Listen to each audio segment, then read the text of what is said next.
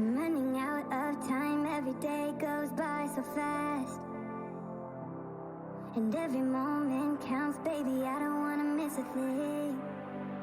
We can sleep under the stars, we can sleep under the stars, or hang out in hotel bars, driving somewhere in your car. We can sleep under the stars, we can sleep under the stars, under the stars.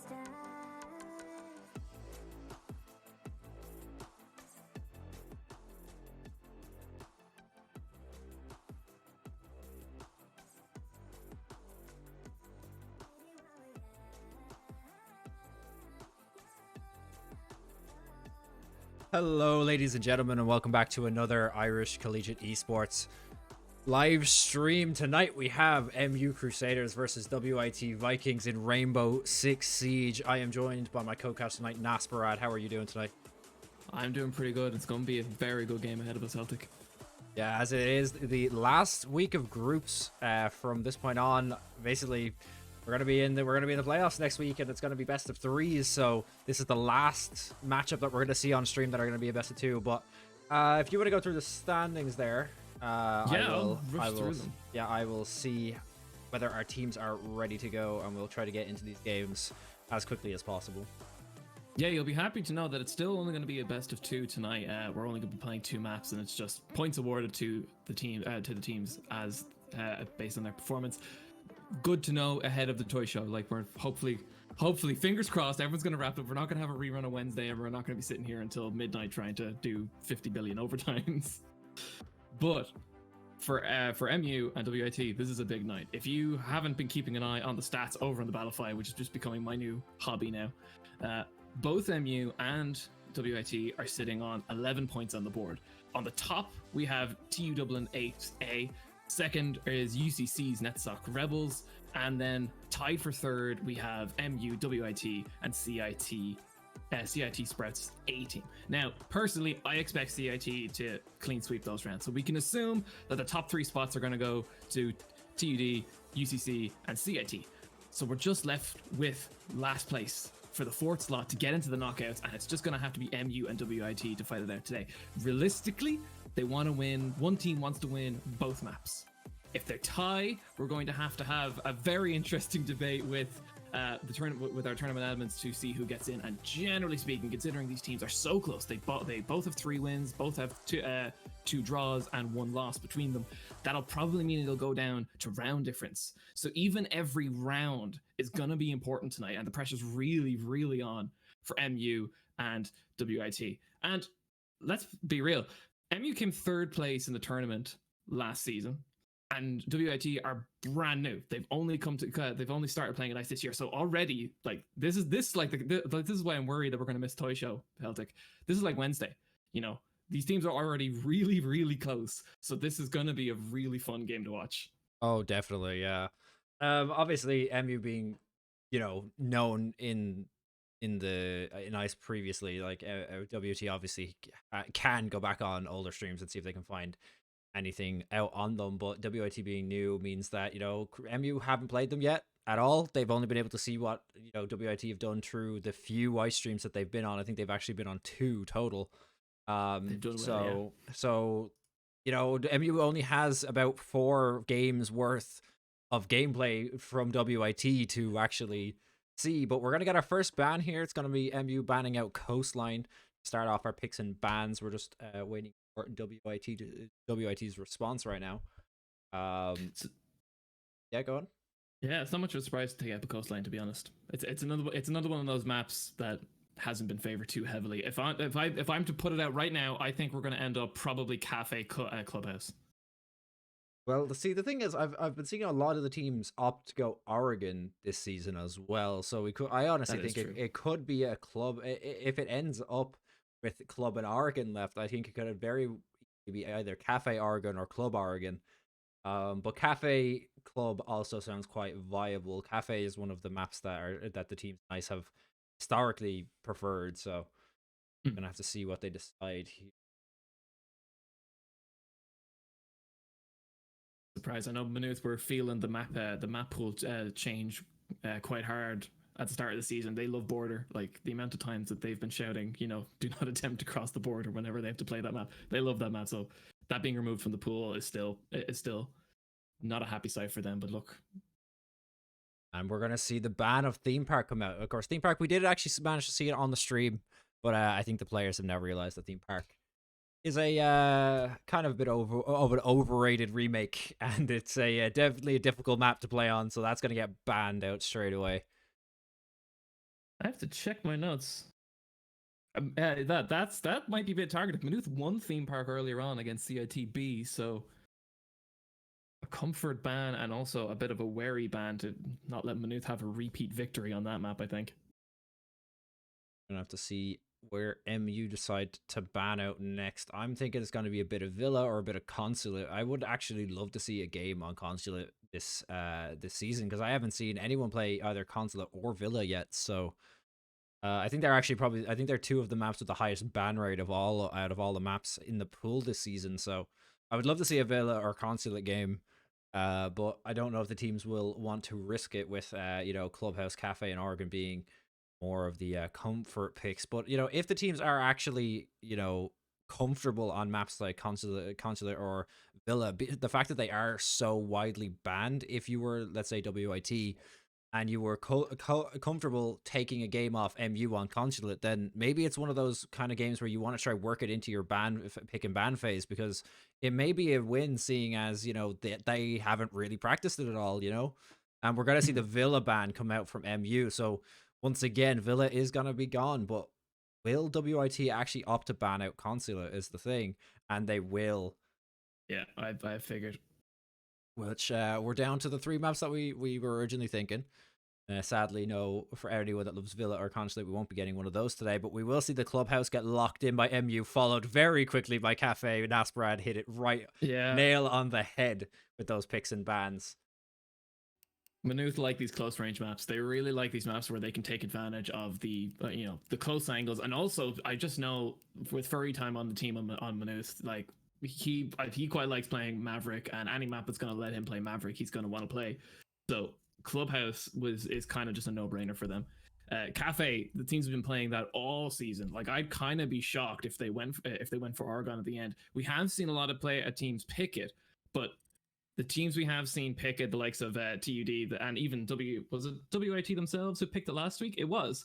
Yeah, it's always such a back and forward game when it comes to Oregon, probably just because of people still getting used to the map, and also it is one of those maps where you have to lock down the entire map if you're gonna have any control at all. So Cafe is probably just a safer map. It's been around a lot longer.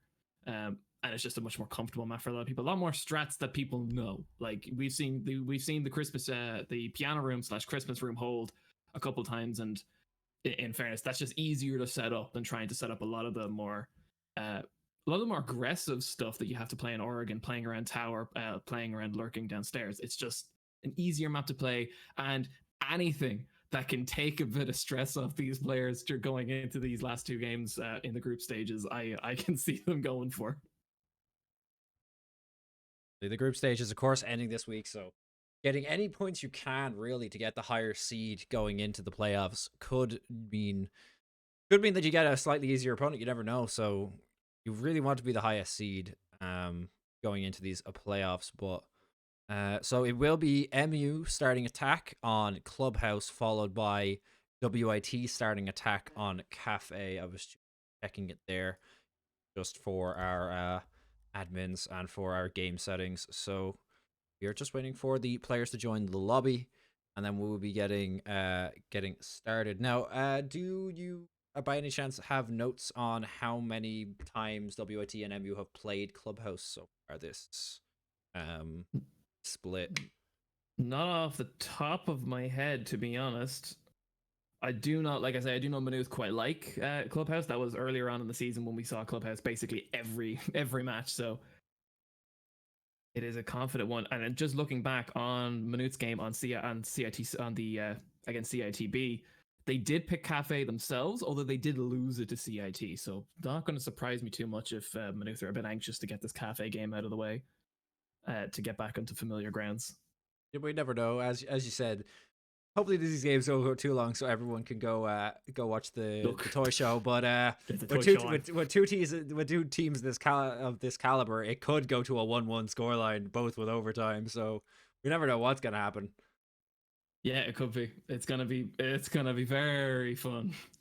Just lads, I know you're tied up and everything, but there is a toy show to watch now. Don't do a Wednesday on us. Don't keep us up for another. Basically, keep us up for an extra game.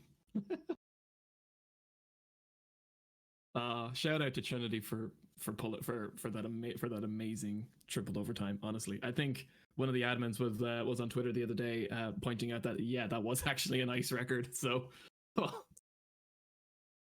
It's cool to see, and it's awesome if you're going to sit down and watch the VOD, but can't, as much as we love the game, we can't be here all night, lads.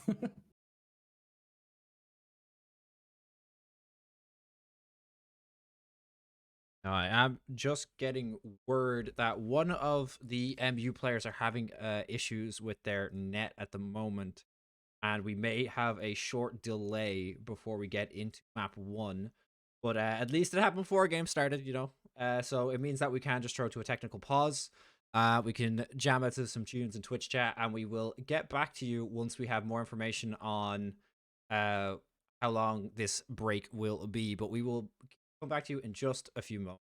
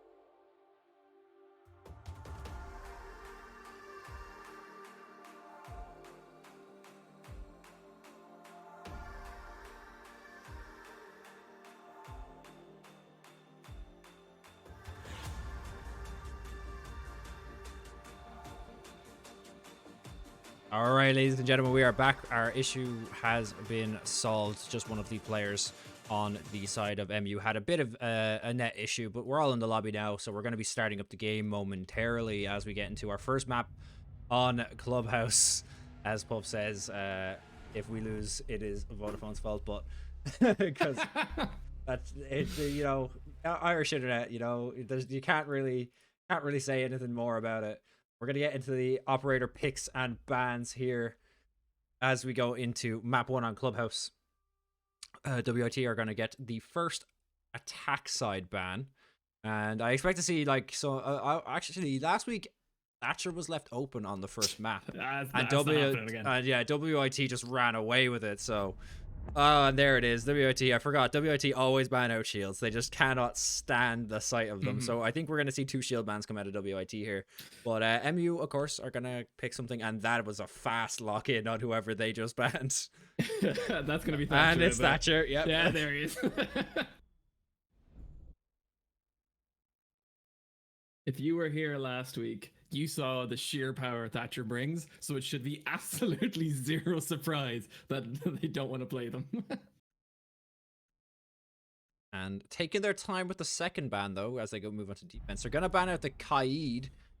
And we're denying a little bit of electricity because, you know, WIT actually did use Kaid quite a bit last week. Of course, they were also running Bandit. They were running double. I can't remember whether it was them or their opponent that were running double electric quite a lot, but he's going to get banned out anyway, and I expect this to be the clash. Banned out. Yep, there it is. Yeah. Well, we saw that coming.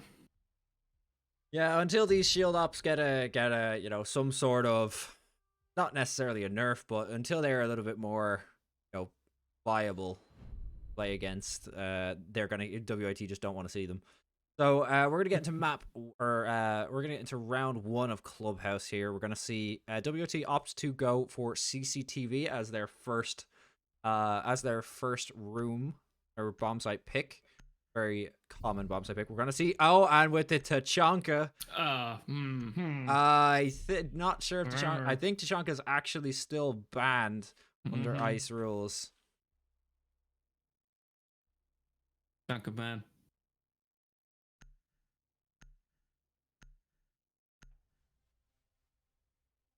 Oh, and he's 6-pick to Tachanka. Right. And he's so I believe actually what happened there was that he was AFK. He was AFK. Yeah, no, they've decided just to team kill him. They made a mistake, but they, just to save us from rehosting, they've just opted to just get him out.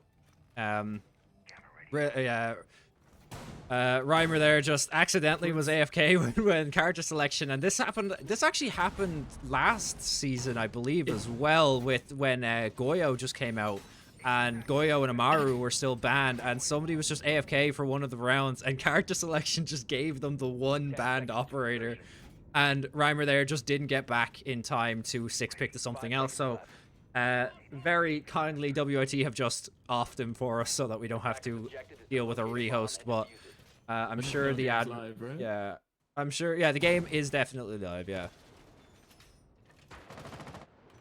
they're playing on. Yeah, I'm just gonna make sure that they know game is live. As we now, it sucks when it happens, but look, fair play to them for carrying on. Yeah, it just makes life for the admins just that tiny bit easier. But Capsock is on the other side of this wall here as Nuclear Mouse is starting to just ready up his thermite charges, but of course he's just waiting to listen for the second that gets placed onto the wall. He's just going to place a battery down and try to get rid of that. But Habana charge goes right below. Or sorry, I think it was a it was an Ash charge. Yeah, it was an Ash charge. Yeah. I don't know why I thought it was Habana for a second, but Greg finds a kill early with that Ash onto Fallen Leaf, who was on the Vigil roaming downstairs. Oh, I believe Vigil was actually going for some sort of run out, and Greg just caught him off guard. So we're now just gonna see how they decide to play this. Yeah, well, now with the 2-player advantage, Muth are in a very good position to get attacking, and that Ash, that early aggression from Greg, and that Greg with the Ash charge knocking out the bandit batteries and also just forcing Capslock to retreat has given them the usual split onto the CCTV side, meaning that they now have an excellent amount of control. Explosum will find Puff. That, yeah, the Jaeger can't be counted out ever, and here you go. Oh, and Greg's gonna find a second kill of the round onto Explosum. It's now down to a 4v2, or sorry, it was a 5v2, but it's now a 4v1. And Ninja's all that is remaining on the side of WIT as he's starting to... Oh, and he's caught out downstairs. He's going to get picked up by Cullen. And that is going to be round 1 towards the MU Crusaders. Now, I actually don't know what the story is with the colors on the game. I went into someone's cam, and now all of a sudden they were on monochrome mode. But hopefully if it clears itself up by next round. Should reset us now when we load back in. But yeah, a very clean round for Manute. Shout out to Greg just using that early aggression on the Ash, not only to clear the bandit batteries, but also to secure the first kill onto, I believe that was Rhythm, or Reimer even, who was downstairs on the Vigil. Like, just with that out of the way, they knew they had so much map control, and if you're going to catch a lurker out of position, Vigil is a very good one to catch. Oh, definitely. And we're going to see Reimer here go for the 6th pick off of Castle. And we're going to see who he decides to go. He decides to go to the Frost. Of course, he finally gets to actually play the game now as the little mistake last round. But I actually have confirmation from the admins that they are completely fine with that team kill just to save us having that rehost. You know, the Tajanka had no impact in the round. He only spawned in and got instantly team killed. So he has no impact on the game. So... it has been cleared up, and that round will stand. So we can now continue on with the game, and Reimer can actually have a chance to play. It says something about their confidence that their initial reaction not only was to, you know, play fair and just to take the team kill and carry on, but just that they're confident. They were confident to play the round a player down. Either they thought they were going to win that round, which unfortunately didn't work out, or they're confident that one round isn't going to be anything to worry about.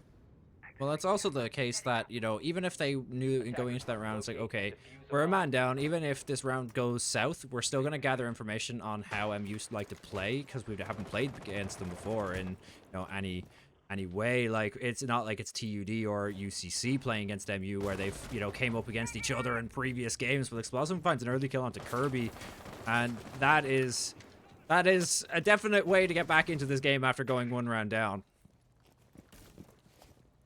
Not a hard breach on Kirby. Nomad only really able to lock out lurkers and, you know, protect flanks, but still a very big kill to get this early in the round again. Nuclear Mouse going for this hard breach onto CCTV will go uncontested by Caps Lock, although at this point with Greg on Ash pushing Garage, it'd be a bit dangerous to really sit at the wall.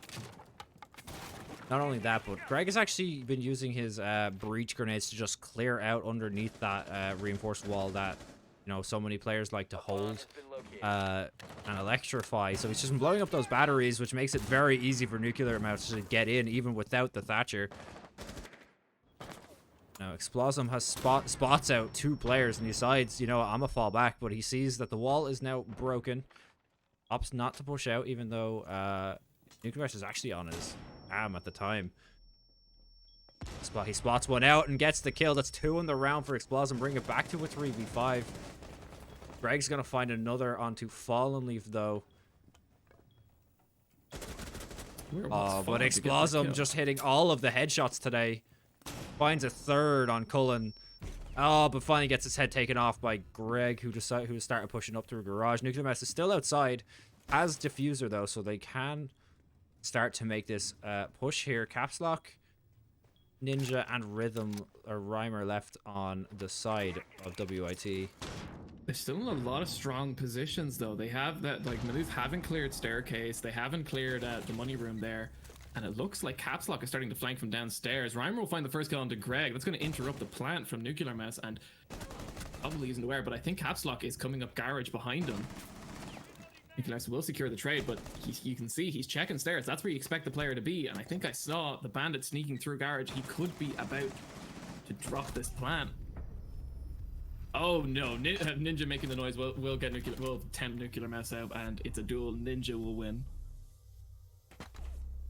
No, I do actually think you were right though. I think Nuclear Mouse was actually or or sorry, it wasn't Nuclear Mess. It was I believe Reimer, I think. Yeah, Reimer, who was Reimer I think he was actually in garage, and he did make noise by spraying at him from behind, but I don't think he actually noticed the shots coming from behind him, and he was only watching basically in front of him, didn't get the bomb down or diffuser down. So that is going to be a 1-1 scoreline as we move into round number 3. We're going to see the Hibana come out instead of the Thermite this time.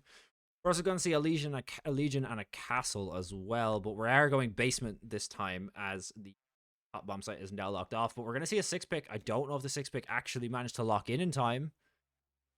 See Mute. It went through. Oh, the 6-pick did actually manage to go through, and we won't be seeing the Vigil. But, you know, that information, that there might be a Vigil, you know, if they don't actually spot out Fallen Leaf on this Mute. But I'd say they will. I'd say they're going to drone him out and find him. But if he would manage to keep himself hidden this entire time, they might think there's a Vigil and spend some more time trying to clear him out. But we'll just have to see how this goes. Nuclear Mess now just throwing his drone down in towards basement. Trying to watch. He has a good angle on the hallway, so he's just waiting for any players to walk in front of him. Count anyone out. 10 seconds to go. Where's Castle gone? Cap's like his head upstairs with the Castle, probably to start dividing the building. And yeah, there you go. He's locking off the pool room. Attackers must locate. Good feeling he'll try lock off the main bar from the rest of the building. Just limiting MU's options as far as map control goes, or at least requiring them to spend just a little bit more resources to try and get through them all. It doesn't take too much gadget-wise to get through those barriers, but it's gadgets that won't be used pummeling the ground floor. Actually opting to go from the top down. They're going to clear their way and work their way down towards the bomb site. Greg is actually... Or sorry, they use Sledge to open up that wall, and they're going to start wandering. Now, any of the players have actually started to pass the top floor just yet. Nuclear Mess is the only one actually still on fort number. Seeing Kirby now start to push down as well, starting to clear the stairs. Oh, where Nuclear Mess is having a little bit of ping issues. As I can see, he's actually on the 100 ping. Which is a bit frustrating if that becomes a deciding factor, but I think actually a lot of this cautious sweeping might be down to the Vigil misinformation. When you get to certain levels of games like this, some of the basic mechanics kind of get thrown out in favor of sort of game knowledge and skill, and droning is at times one of those skills, particularly early on in the round when you want to hang on to your drones past the actual prep phase itself. So there's a small chance they don't actually know that Mute is out and about, and if that's the case, then they're being cautious for a Vigil who's not actually in play. Cap's Lock going to put a lot of damage onto Puff, but Puff will eventually win that out.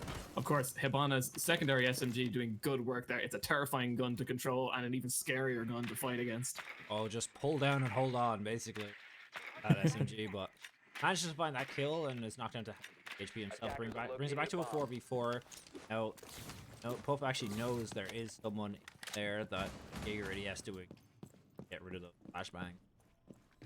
That still won't be the case when that new update rolls out, but Ninja's going to take down to half HP, and whether MU can actually start to collapse onto the site. 45 seconds left on the clock, so they have a lot to do and very little time to actually do it. A bit of a pincer. This looks like it's gonna be a bit of an attack focusing on A in the church rather than the armory. Which Ninja turns his back, and Greg manages to find him, but gets refragged straight away by Fallen Leaf. But Puff actually finds one onto Rhythm at the same time. Explosive gets taken down. It's all on Fallen Leaf now to either revive his teammate or find two, and he's gonna get taken out. A different attack style for this bomb site. Generally speaking, you're going to go for the kitchen. You're going to drop that hatch and maybe attack up through dirt. So it's, yeah, Manute deciding to put pressure on from Baron Blue instead. It's definitely a different strat, and one that's working out well for them. And fingers crossed it'll keep working out well for them.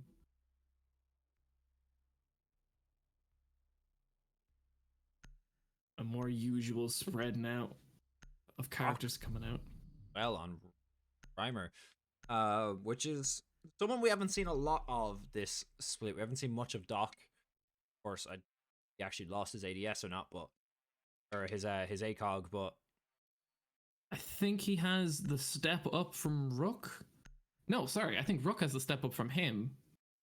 So I think Rook might have a 1.5 times or something, and Doc has Defenders, one protect level your of bombs. magnification below. It's something like that. They both lost their big ACOGs. That's the important part.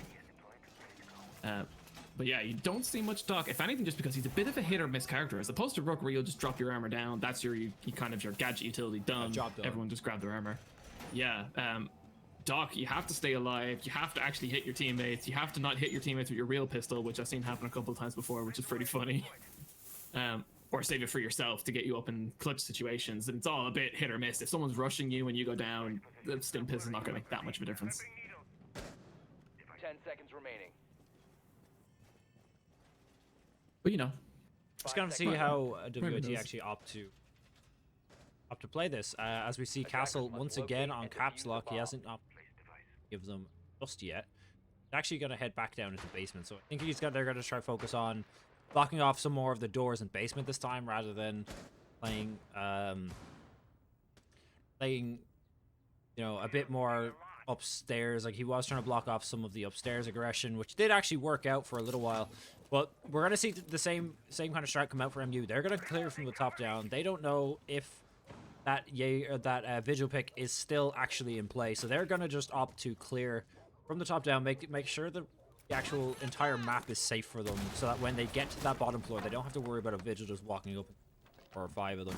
But they are playing a player upstairs, and he's gonna take Greg down to half HP for free. No damages on side of WIT there. Kirby is going to just put an air jab down there just to stop him from coming back up those stairs. Actually, Ninja, that was that damage there. living up to his name. But the Ninja or caps lock, but we're actually going to see him get another goo mine come up in just a moment. So, of course, Ninja playing Legion, which is one of those characters that can just constantly regens their ability. It can be very, very, very good if they can just survive into the later bits of the round, because you don't actually need to burn all of those mines straight away, and he's gonna get full flashed. Right, yeah, he's gonna get full flash cornered, and that's gonna take him down. So the protection of that hatch is now gonna be a little bit more flimsier, but Greg is already starting to look for the next kill, and knows one likes to sit in this blue service hallway, so managed to spot out. I think that is Fallen Leaf actually in basement. Yeah, it is. Fallen Leaf was actually watching it, but couldn't actually see him due to the pipes. Yeah, it's a tight angle he has there, and gotta give it to Ninja being able to put the damage onto Greg. Unfortunately, not able to secure the kill. That is the kind of style of play that that I'm liking. We're seeing more now coming out for these teams. Not simply dying, well, not intentionally dying in random spots of the map, but putting damage on and trying to fall back. Unfortunately, got stuck and absolutely cornered in that storeroom, and then once the drone found him, is full flashed. I think Puff actually spotted out one of the players of WIT there, but didn't opt to take a shot. They know he's there now with the breaking of the barbed wire, but they have WIT surrounded. They have no players off of the bomb site. They have the stairs covered, and Fallen Leaf is going to push in. He's going to take out 2, Greg and Kirby, but Explosum's going to get one on Puff, and all of a sudden this attack is looking kind of bad for WIT, but they finally managed to find another kill. It's all on Cullen now, who runs in with the timer ticking down, but Caps Lock and Fallen find 2 more kills, and it's going to be a 2-2 scoreline. Unfortunate for Maynooth, but excellent play from WIT for being able to stall Maynooth long enough that really there was no time to make any kind of good tactical decisions. They had to go in and they had to win gunfights, and in a situation like that, it's very easy to bait players into crossfires, into traps, and that's generally how you're going to win a lot of your gunfights. Yeah, but also you just look at the skill level of WIT to lose a round, the first round, gather information, and then take what they learned from the first round, that round, and then of course in round 3, same thing happens again. They're not sure what they're to expect for MU. MU go strat, they lose. Next round comes around, they pick the same bomb site. MU try to do the same strat. WIT are already ready, and they've changed up their strat to be able to adjust to MU's attacking style. So if I was MU in this situation, I'd be starting to throw out every single like different attack on every bomb site that you could possibly think of. Because if you keep going to your cookie cutter, this is what we know works. WOT are just going to adapt to it, and you're going to have a very hard time trying to stop them from doing, or trying to stop them basically from holding the bomb sites. Yeah, exactly. And this is Manute's map pick, as you say. If there's gonna be a map that Manute should know how to attack in a few different ways, this is it. You know, I said before that they're comfortable on this map, and they played it. They've been playing it an awful lot. You've seen it an awful lot on stream, and it's definitely appeared an awful lot off stream. So they're gonna they should know how to pull some different strats, a few tricks on this map. So as you say, repeating the same successful attack, even if it works once or twice, isn't gonna be how they win this game.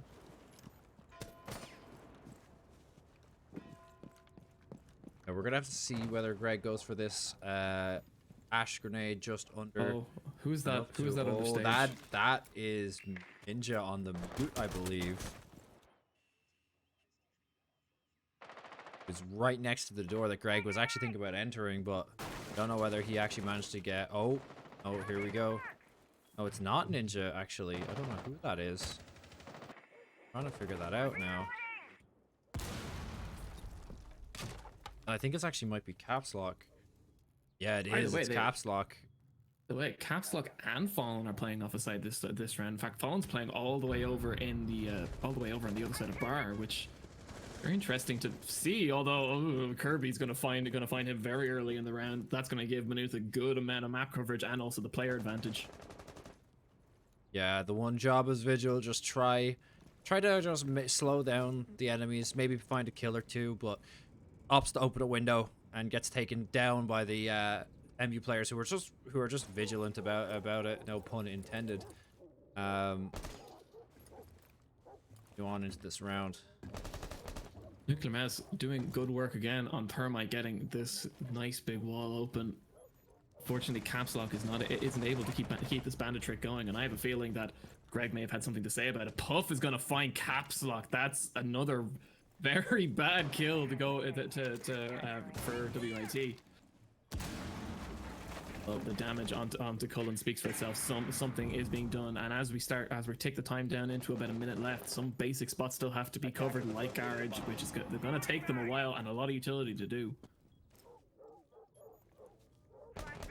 The Mouse is just trying to spot out any of the remaining WIT players who are actually watching Garage, but Explosm's gonna find one onto Cullen to bring this back to a 4 versus 3. He's gonna get flashed out multiple times.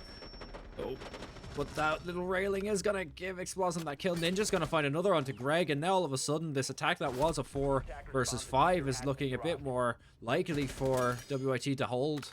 It's all down on Kirby now after being in a 4v5 up. They're down to a 3v1. And they know where he is as well. So the ultra aggression is coming out. Half the players have now run to windows on that side of the map. Kirby does actually spot one of them just peeking their head, but opts not to take the shot there. Crossing is gonna get spotted out, but gets taken out of 50 HP. Doesn't get killed just yet, and he gets peeked by Ninja, who just shotguns him to the chest. Puts an end to that MU attack. This is exactly what I was saying though previously, just as we were getting into the start of this round. The longer this game goes and the more attacks that MU try to do that are, similar to their last attack, the easier it is going to be for WIT to adjust. They know where players are going to push from. They know that, okay, they like pushing, they know that they like pushing up in certain areas. We are getting a rehost request. Yeah, as Nuclear Mouse is having a bit of issues. So we just need to we'll be just drawing to a quick technical break while we get this rehost. It's just one member of the MU side has had over 500 ping for quite a bit now. So we are going to have to just leave and quit, or just quit, start up the server again, and hopefully we can get this issue fixed very quickly. But we will be back to you once game resumes.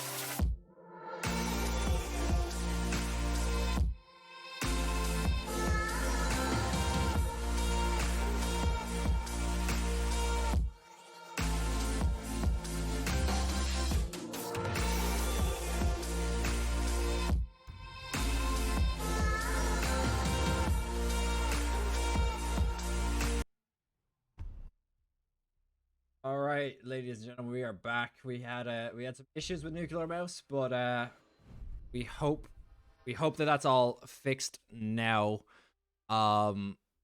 He just had issues with his net, and when he reset it, Ubisoft would not let him connect to the servers. But sorry for the delay, but we are back now. We're gonna see Greg go straight back to that Ash once again. We're gonna see Nuclear Mouse pick up that Thermite once again as well. Thermite, of course, are they actually playing double? I was with there, but they're playing double Heartbreach, but we're going to see Puff 6 pick to Jackal, which is the first time we've seen him come out so far this series, so... They've been seeing an awful lot of lurking on the side of WIT, Fallen Leaf, and I think it was Ninja playing bar the previous round for the break, so yeah, it doesn't surprise me too much. Maynooth have been favoring a double Heartbreach setup, which seems to be something that they're quite comfortable with. If anything, Hiban as assault rifle makes it worthwhile. That thing is a monster, but yeah, bringing the Jackal is at least a statement from Puff saying that they don't want to get flanked in this position, and with Vigil on the run, yeah, that's not a position you want to be in. Of course, we're up into the bedroom gym position. WIT have been able to defend the two usual spots, being CCTV and Church Armory. So we are going to be up here. I highly doubt we're ever going to see a bar hole, to be honest. But I think it may have. I don't. Was it WIT who surprised me before by me saying they weren't going to play a site, and then they played it the next round on Cafe? Attackers are moving out. State a bomb and defuse it. Either way, yeah, Caps Lock is going to start playing from Garage. In the fight to secure the whole map, having anyone up in Garage is generally the way to go, and putting the Vigil up there is just going to be an extra little bit of fun in case they try to drone him out. He can just get out of that position without having to worry too much about drones. Oh, the distraction from all sides. Puff will be able to sneak in and just find Caps Lock. Lovely little headshot. Yeah, through the garage door back there. That is a vital kill. That secures them map control for that entire half of the map, really. It's just a matter of assaulting CCTV and the site itself. And they know the player is there. These pings coming out.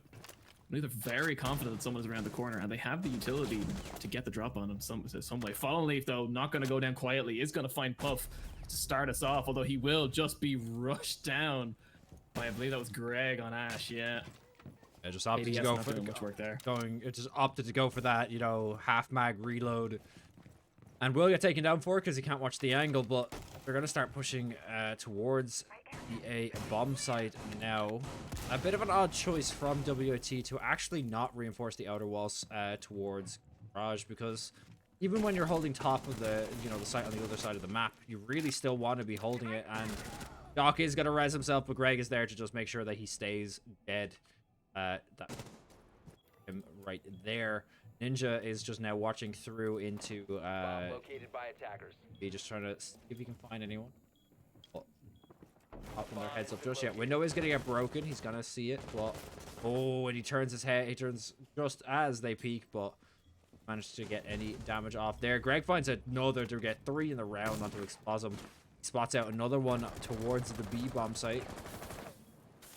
That's gonna be Ninja bottled up in the shower. Look at this. He is Smoke. He is one of the characters who you do want to see surviving to the end of the round. Those smoke grenades do have a lot of delay, but see, look, these rotation holes opened by WIT earlier, working against them as Greg uses it to find Ninja and secure himself at 4K for that round.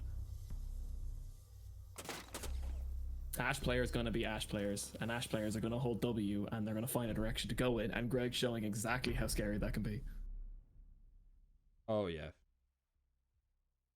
Greg going absolutely like huge that round, getting 4 kills on the Ash, and we're gonna now swap over so we get to see what players will choose pick on the opposite side. We're gonna see a Mozzie come out on Puff, which is someone we haven't seen played a lot, but can be extremely valuable if you can actually manage to claim those drones for your own, seeing as most of the teams that we actually have playing in Ash are quite drone centric teams. So having someone like a Mozzie to not only destroy the drones but claim them as his own can be very, very useful. Defenders, protect your bombs. Do love me a bit of cheeky Mozzies. Especially now, it very rarely happens, but if I think it happened in ICE at some point, but Twitch is so rare to see in comparison to the other characters that it's this one specific event even rarer. But when a Mozzie does manage to get one of Twitch's shock drones, it's a feel good moment for the Mozzie and a massive annoyance for the attacking team. We won't be seeing any Twitch drones, unfortunately. However, Mozzie will be important in just keeping the late game intel, or mid and late game intel. I don't think realistically Mozzie is going to stop the WIT from figuring out what bomb site it is. As I mentioned previously, when you get to a certain level, you kind of just know, oh, they're sealing off, the hatch in the bar. So obviously the bomb site's in church. Finding seeing the bomb site itself with the drone is less important when you get to even intermediate levels of play, but it's more for defending people from those mid-game drones, finding out positions and just scaring and flushing people out. And yeah, you can see he's only thrown most of these drone pests down now, upstairs even, just to protect his own lurking. Greg now, so sitting upstairs with him, trying to find anyone. But we're gonna see the two of them on the lurk upstairs, as the first bomb site chosen was actually basement. Start us off, so see how they managed to take this here. Explosive and I believe it is Fallen Leaf have started pushing in now. They've made their presence known as well. They need to figure out. Explosive is not sure which drones are his, so he's just gonna shoot them all to make sure that none of them are happen to be Puffs, but. All on really it's put on Puff and Greg here to see if they can find any of the WIT players early on. Rhythm also going to start opening the hatch into basement, so caps lock on the thermite with the bomb still. We're going to see, I think it was Kirby and Nuclear Mouse sitting underneath that hatch. And these Maestro cams could be quite interesting as well, if anything, just to annoy them, being the indestructible cameras they are, unless someone decides to drop a bomb nearby them. How slow MUR or WIT are taking this attack. No one has fallen, but just as I said, that Fallen Leaf actually finds one onto Greg. Finally opens up the round, but Puff on that lurk manages to find gets the retake or the repick, and it's going to be back to a 4v4. But now he's giving away his position. They know there's a player upstairs, so now they have to backtrack with only a minute left on the clock to try to find what they think is only one lurker. But actually, no, Greg has fallen, so it still is just one lurker. But oh, and that C4 through the wall. Puff is going to get a second, and it's all starting to fall apart for WIT here. They've taken a bit too much time, and now there's only 45 seconds. They still have a lurker behind them, so they don't really have a choice. They need to start pushing onto the site, but Pullen's got to now find another one onto Explosum, and 35 seconds remaining. It's all on Caps Lock and Rhythm to try find some kills here, but they don't actually have access to either of the bomb sites. They do still have the bomb, but gonna have to go big here if they want to manage to stay in this round. Puff is starting to flank behind them as well. Caps Lock finally finds one kill onto Puff to start taking this site back, but with 10 seconds left, they need to go big here. Slimer really needs to drop and get this diffuser down, but he will be knocked and dropped by Nuclear Mouse, and Caps Lock is basically gonna have to ace his way out of this round, and unfortunately not enough time and too many hiding Manuth players. Manuth playing that perfectly, just sat back, just let MU have to walk into them, and just not clearing those lurkers out early on in the round just basically gave MU just right to just, you know, slow them down, just make it impossible to be able to push onto the site, because not only do you know there's players behind you, but you know you're going to be walking into at least 2 or 3 on the bomb site. So it's very difficult for WIT to actually push there without clearing out Puff, and that Mozzie, of course, coming in very huge for MU there to see that round. But we are going to see the Mozzie picked up again, but this time it's going to be on Cullen, and we're going to see a Valkyrie come out on Puff this time with the 6 pick. Now we just need the a repeat of Cafe the last time Manuth ran stream, and just for Puff to start throwing them into really obvious spots and not be caught. I say really obvious spots. He did throw into a spot so obscure that the camera didn't work in the end during one round, but we'll have to see if he just decides to throw him in corridors, as one would kind of just expect out of black eye cameras from Valkyrie.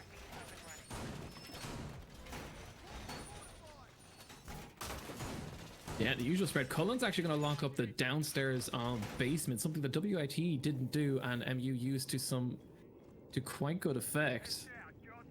You know, if there's one thing if there's one thing about knowing a strat having a strat that you quite like, the last thing you want to do is to let the enemy do the same thing.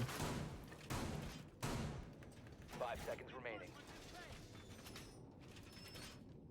Yeah, looks like Kirby on Bandit. He's sitting quite close to that wall, very likely about to start a bit of bandit tricking and hoping to prevent Caps Lock and Reimer from breaching that balcony wall.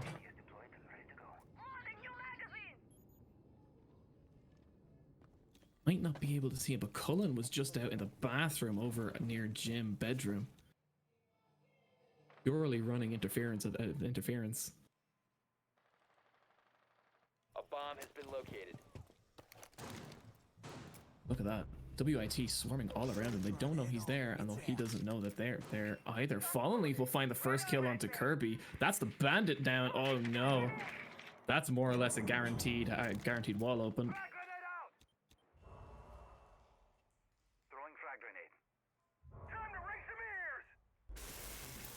Caps Lock is going to get that wall open. Lickety split now. The bandit's not around. Unfortunately, Nuclear Mouse isn't able to get any jammers down to prevent that breach.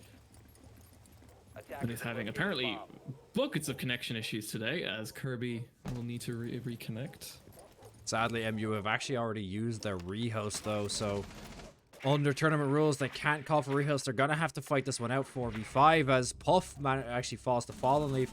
And Cullen still, even with the man advantage, still manages to take down Fallen Leaf in return. So they're still just going to try to play this out. And, you know, Cullen and Greg have been going big so far in this series. So they may still be able to win this with just 3 players. I will give it to them. At least Kirby had been dead at the time. So they're not actually losing an extra player in this round, though the series may tell a different story. Cullen putting a bit of damage onto Explosive and being able to walk away more or less free. Ninja will be knocked down, presumably by Greg, given the amount of damage that just flew his way.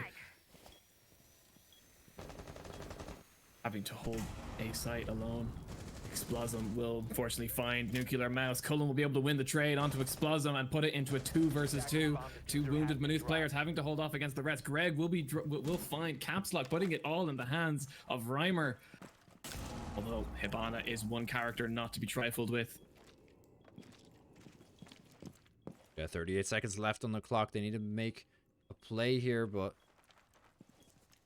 we're going to see a little bit of connection issue. Yeah, we're going to see a bit of connection issues come out tonight. The UB servers just don't want to agree with us, but we will see MU actually seal out that round, even with the player, even being a player down. Obviously, they actually lost out that player before the round had even began, so they didn't actually lose too much going into that round, but this is the round where this player loss actually affects them more, as they are starting off the round with 1 less player, meaning that even if they reconnect, they will not be able to play out this round with their team, so they're going to have to reformat their squad a little bit. You can see them playing a lot more anchor players this game, or this round. I think they're with the player down, they may just play either one roamer or just play a bit more anchor sided on this site just to hope that they can get back in through the next game.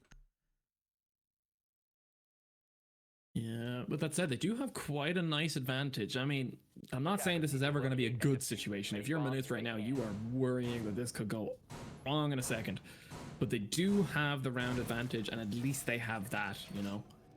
Kirby has managed to get back into the round. Yeah, he has managed to reconnect, but as we said, he can't actually join in on the festivities this round due to him connecting just too late in. If he would have connected during the character selection screen, he would have actually had a chance to play in this round, but due to the late connection, he won't be in here, so they are going to have to fight out this 1 round 4v5. You know, it's a bit unfortunate. You don't really like to see it happen, but that is the deal with online tournaments. You know, if you don't have the connection, really need to have a sub ready just in case. But in the case of MU, there was no sub ready to take anyone's place just right this minute. So I have to see how this round plays out. We've seen Greg and Cullen going huge this game, so we're just going to see whether they can continue that into this round. Exactly, and with characters, and with playing characters like Jaeger and of course Bandit, you know, these are big fragger characters. They are characters who can do an awful lot with very little. And of course, Nuclear Mouse on Smoke hopefully means that they'll be able to hold, should they, well, run the clock down a little bit more. But it is stiff opposition, against WIT. 2 hard breachers, and of course the usual Ash, W, shift, and kill everything that moves. Puff, yeah, not letting the player advantage dissuade him, is going to be playing Bandit Trick, although playing Bandit Trick on this side in particular is quite dangerous because of that hatch. We see those flash grenades go in uncontested, and that may lead to a frag grenade coming in afterwards. Yeah, Explosm's got it. Puff gonna have to try and tuck and roll. He will take but a little damage. I think he did manage to catch out one of Ace's breach charges, but unfortunately all of that contesting means that he won't be able to stop Reimer putting down the thermite charge, and that's gonna be a nice entry for WIT. But the amount of utility used for that one drone hole on WIT there, just to push out that one wall, was actually quite a lot. It was a lot of flashbangs, a few grenades. So, you know, honestly, Puff did his job there. He wasted so much of WIT's utility on that one hold, and all he did was just sit there and try to put a battery down. So, if I was on MU or if I was on WIT, I wouldn't exactly call that a successful push just yet. You know, you never know when you're going to need an extra flashbang or an extra grenade, but they've now taken control of hallway. They almost have B site cleared as well. So, but the wall being destroyed on that B bomb site means that if you're WIT, you need to be, or if you're MU, you need to be a little bit worried. Explosm's drone spotting out literally everyone on MU is going to put them in a bit of a really awkward situation now. They know all the players are on site, so it's a matter of not having to worry about map control. Greg and Cullen able to find 1 kill each. That's going to secure the office room, deny that drop position, meaning that they've more or less just bottled WIT up into that back corner. And look at the health on WIT. Look at this. Fallen can't be above 15 HP. Caps Lock barely above 25, or not even 25. You stray bullets could mean the end of everything, and Cullen will find the first kill onto Caps Lock, putting it into a 3v2. Just Fallen and Reimer to get this diffuser planted. Oh, Fallen finding the first of many, hopefully, onto Nuclear Mouse. Bit of concern over the office, but Cullen is ready to trade. Fallen is down, and it is just down to Reimer to get this diffuser on site, though he does have quite a lot to spot, and the Maynooth are starting to fall back a bit. They know the time is there. They can play it. Has to hold the diffuse, but doesn't, and that's going to be the round for MU. They're up to 6-3, even with one player down. If I'm WIT, I'm wondering what the hell is going on. They haven't won a round since the half. This is Maynooth's pick. I guess their focus was on the defense, as seems to be the usual case. Yeah, but yeah, just Puff and Cullen going absolutely, or sorry, Greg, Cullen, and Puff just absolutely going ham for MU here, but able to basically take on the WIT side with 2 players, and WIT just don't have an answer for it. They just are committing to the one-sided pushes and not like any sort of pincer movement. Like I would have liked to see 1 or 2 players coming from maybe Garage on that push, knowing that the bomb site was over near Gym, because you can start clearing the entire top floor. You have a bit more control over the map, and it just means that, you know, those players that were sitting, you know, far side of bed, Cullen especially sitting over the far side of bed towards construction, all it takes is 1 player to rotate in through construction and take him out, and then you have way more control of the bomb site. But it's just a lapse in judgment maybe from WIT there, maybe a lack of practice, I'm not sure. Could have just been overconfidence from the missing player. They may have thought, well, there's only 4 players, they're probably going to play all side, we don't have to worry about lurkers. But therein lies the danger. Lurkers aren't the problem because they'll run into you while you're trying to push the site. Lurkers are a danger because that means that you don't have map control. And WIT didn't take much map control. They stayed on the outside for the majority of that. The only real control they got was over that L-shaped corridor beside the reinforced wall. Had they sent someone downstairs, they probably would have caught Puff off guard completely when he retreated away on the Bandit, which would have given them much more control and put him in a much better position to try and, well, yeah, give them more opportunities and to win those gunfights. So having to force their way through the only one attack vector means that, you know, it was just a matter of playing the angles for Maynooth. And of course, now that we're on match point for the map in favor of the MU Crusaders, and they're down in Church Armory. This is not a fun site to attack, especially now that Maynooth is back up to full strength. Although Caps Lock is not fooled by this early aggression in the window, waiting for this peak. Oh, and he just unscopes. It's always the case. You unscope just as the player decides to peep, but he is gonna, he's got the scan, find out where the Maestro is. I think it's gonna give him more information that they already kind of knew. He's gonna be sitting bomb site, but Fallen Leaf is gonna find the early kill onto Greg, who was trying to peek out that window as that Jaeger. So that will be a player down for MU. So they're back into this 4v5 advantage, but WIT really need to take advantage of it this time. And especially with Greg being one of the stronger players on WIT or the MU side as well, they really, really need to take advantage of it and actually lock down this round. Maybe bring this game back to an overtime. I think that's Puff upstairs, and the fact that they've brought a Jackal has made this a living nightmare for him. He's now being hunted down by Fallen Leaf. They know he's up there. At the moment, it's just a matter of exactly where, as the pings have run out. But Fallen Leaf has an awful lot of utility to make movements, and have they just left him alone? Oh, yeah, nope, never mind. Fallen Leaf, there you go. He'll find Puff in the end. That's both Lurkers taken down, and a 2-player advantage for the WIT Vikings. Playing angles, Cullen, hold it. Oh. Spots the gun of one, and he is going to get the spray down onto Explosive. He's very good at working at these tight angles. Manages to take up one. That brings it back to a 3v4. Even with Puff and Greg down, two of the stronger players, Cullen still manages to... But Dirt is now... Oh, we're going to see Ninja start pushing down Dirt, but I think Cullen actually spotted him out. Pulling the spray down. Okay, and now the position of Cullen will be given out by Caps Lock. Now, but Fallen Leaf finds the kill onto Kirby, and another onto Cullen. It's now potential acing coming here. It's all a nuclear mouse, but Ninja, I think they actually trade headshots, and Ninja finds that kill. But it's got to be 4 kills on Fallen Leaf that round. Yeah, Fallen Leaf doing absolute work there. Remember what I said about those Ashes holding shift and W? Like, sometimes an Ash is literally all you need to take basically the entire building. Just a reminder, these scores, the player stats are a bit off due, just misleading just a little bit due to the rehost a little bit earlier on in this game. I do believe Cullen and Greg should be on about another 6 kills each, something like that anyway. But we'll have to see, because MU, of course, did actually win out 3 rounds in the first half, and their scores, individual player scores don't actually show that very well. So we will just say that just take it with a pinch of salt, their current scores. But Malusi got to get 6 pick back to Malusi. The great mind games.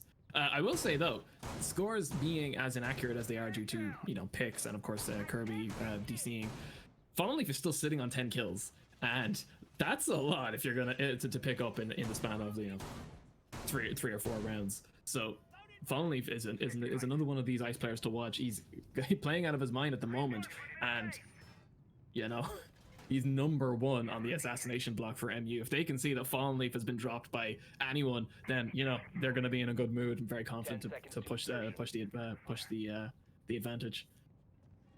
ABC again. Manute setting up the reinforcements in Garage. And I think Kirby is going to be playing the dedicated bandit battery juggler. It's going to be down to, I believe, Puff and Greg really to hold the area just below him to prevent WIT from doing what Manuth kept doing to WIT in that sending Ash or literally anyone with an explosive underneath Kirby and just bombing out that floor and wrecking his bandit juggling. Maybe wasted effort given the WIT have all started on the other end of the map. Yeah, a couple flashbangs coming in through that drone hole, giving Kirby just enough time to dodge out of the way of the last one thanks to the ADS.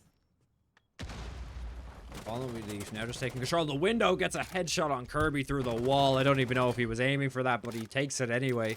WIT are going to be happy about that one. The best kills are accidents. Bit of awkwardness from this jammer, but it's not going to stop him. Fallen Leaf now has way too much intel on Nuclear Mouse. He's going to want to get out of that position before it's too late, and he doesn't. Poor Nuclear Mouse is going to be dropped by Fallen. That's 2 for him. He's going to get a 3rd. Oh no. Fallen Leaf is just walking in behind them and taking out 3 of them. He's now down to a 1v4. Fallen knows where the last guy is. He's just trying to find him out. Gonna kill that Melusi mine right there. Oh, and he's gotta find the 4th. Fallen Leaf with 2 4Ks. Back to back. Yeah, Fallen Leaf has had enough of any of this waiting. He has a toy show to watch, and he wants to get this over with.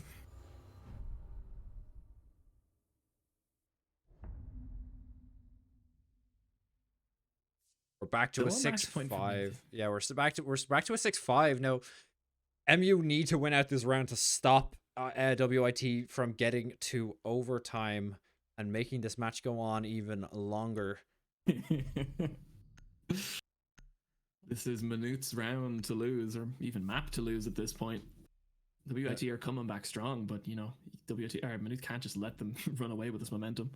Yeah, and it's another thing that I bring in from, you know, my time playing as in Siege. You know, when the longer these games go, you know, as you get into like map 2, and then if map 2 starts going longer, you start getting tired, you start getting fatigued. Siege is one of those games that takes a lot of concentration, and the longer the games go, if you're not used to playing, you know, long series where like overtimes might be possible every single time, or on map 3, for example, in the playoffs, you know, you start to get tired, you start to get fatigued, you start making bad decisions. So if I were MU, I would want to be sealing out this game and getting onto map 2, you know, and not letting it run any longer than it needs to.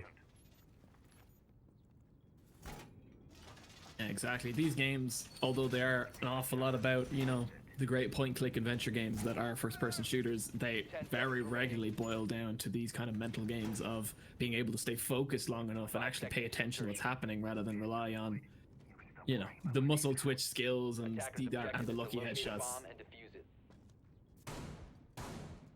This being map 1, hopefully the players are still wide awake. This will obviously be a much bigger factor when we start hitting into map 2, and if WIT manage to win this round and we go into overtime again.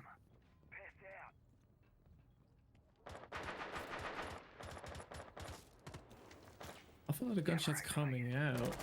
Just trying to find the early kills and open, yeah, some long range destruction of these boards. If anyone happens to peek, they might just catch a 9mm from the, or not even a 9mm, but a round from Fallen Leaf's pistol. Jaeger ADS is gonna get burnt out straight away, but there's gonna be a second one set up right in that window, so no one's gonna get taken out just yet. Was that both of Fallen Leaf's breach charges? I think so. We can just check. Yes, both the Fallen Leaf's breach charges are actually taken down. I think they both got taken down by 2 Jaeger ADSs, so that's a bit unlucky there, but good counter-stratting. I mean, WIT are doing more or less the same thing they did last round, so it's good to see Maynooth actually adapting and trying to play around this this new plan. Someone obviously let Craig know, look, I just need an extra ADS. Just trust me, it'll go well. Bomb located by attackers. On top of that, the increased presence on the site. Look at this. 4 players playing on the site as opposed to the 3 last round. Puff all by himself on the Melusi sitting on the other end of the bedrooms.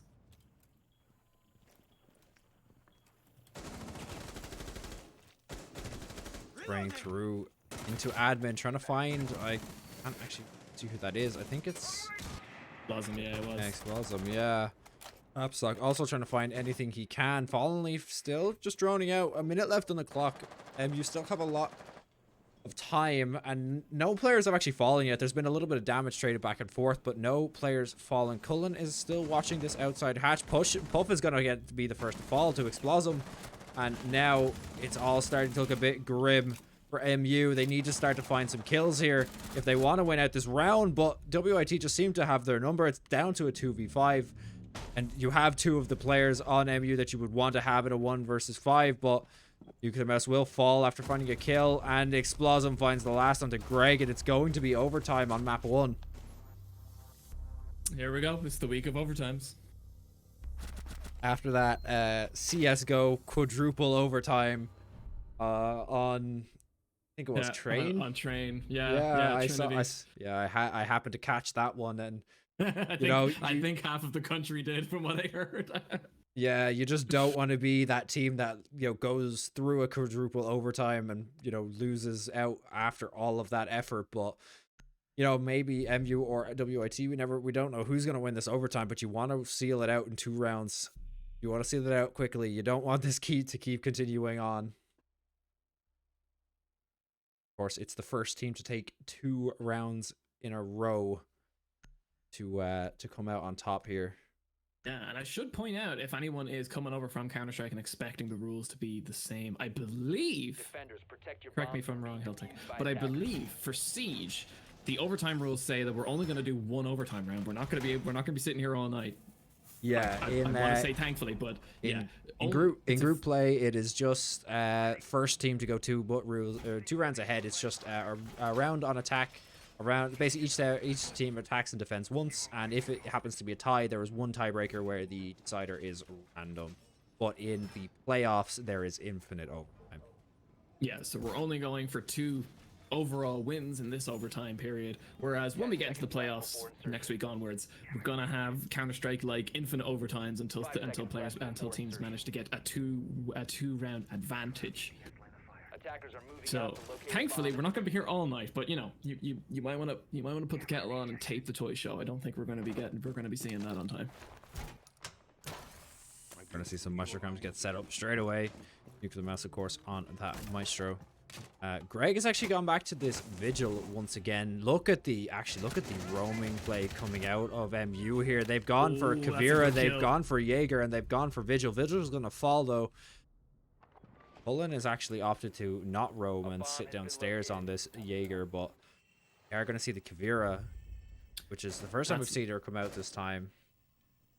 I think many of Manute's players deep down are Kavera mains or Ash mains. Puff preferring Ash, and he's basically been wandering around the maps as various characters. It was only natural at some point he'd grab Kavera. I don't think he'll get an interrogation, especially if WIT are disciplined enough to set up their refrags, as it seemed they are earlier on with the refrag on to Greg. But if Greg had to pick 1 player from the lineup to take out of WITs, Ninja's actually on his own, or no, I think it's Caps Lock is actually on his own here at top of blue stairs.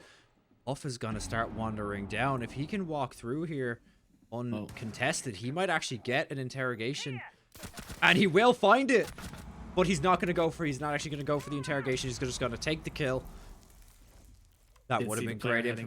Yeah, that was going to be... He did see the player heading in the shelves, so I mean, he's probably worried that someone will start screaming over Discord. That is still a big round for Puff, but what an awkward angle to sit in, but he isn't going to find the kill. Habana's ready for it. Explosive finds the kill back onto Puff, and it's back to a 3v2 in MU's favor. The Rhythm Reimer is going to find a spot, Cullen's going to spot out Explosive there on the stairs. I do believe Reimer's still above Bar Hatch, and he's gonna get taken down. It's all down to Explosum, who has the diffuser, and a minute left on the clock, so he has time, he has resources, but he needs to start finding these kills. But I assume Nuclear Mouse is using Discord on his phone, and I think his phone just died, so lack of comms might lead to MU making a mistake here. But Cullen is ready and waiting. He's going to take that down, and that's going to be the first round of overtime going towards MU. Mark it down on the board. 1 to MU. They need 1 more to win. And an unfortunate kill onto the Thermite. I mean, those are the kind of split second fights that, looking back on it, you just can't believe you lost. But in the moment, they're so hard to predict and even harder to win. I think he had maybe half a second to outshoot. I believe it was Nuclear or Kirby. But yeah, very unfortunate. He looked away just at the wrong second. Obviously, we're going to switch over sides now. Manute on attack, WIT on defense, and we are going to choose once again the Church Arsenal room. It's a strong position. It's a strong site to have to take. You don't have to worry about windows or anything. And as a result, it ends up being played an awful lot on the floors above. Caps Lock switching out from the Bandit to the Pulse tells me that someone wants to keep Kitchen safe, and keeping Kitchen safe might involve a spicy C4 kill or 2. Yeah, C4 kills, of course, we've seen a lot of them come out, especially on maps like this where you know, the floors are just wooden, so you can just C4 right through them, and someone like Pulse just makes that even easier, because not only do you have to, you don't actually just have to sit there and listen for the footsteps, you can actually just use that gadget to just see where exactly above you they are and try to predict where they're going, throw the C4 up through the floor and just get an easy kill. 10 seconds to go. I think we're actually going to see him play off-site here. Yeah, or no, he's just going to reinforce the hash, but we may see him actually just get to sit upstairs. Attackers must I locate think he'll play on site, especially if they're at all concerned about Jackal. Oh no, Ninja, what is his position? Oh no, okay, you're not gonna stick it too long. Opted to try go for a quick peek. You're gonna notice that window was actually broken, and just they actually did check it out there. But as you can see, Capstock, as we said, is going to be below kitchen, just watching for any heartbeats. But MU aren't taking any chances. They're clearing from top down. They don't know where if WOT are playing with any roamers. So we're gonna see a very slow, methodical clearing of the building from you.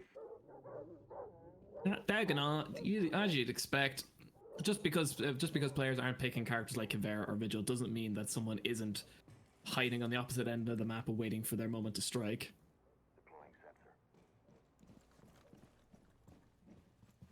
Pushing out in towards bar, very likely trying to get a couple hatches open before the real attack begins, and also break any cameras that could give slip any intel to the enemy.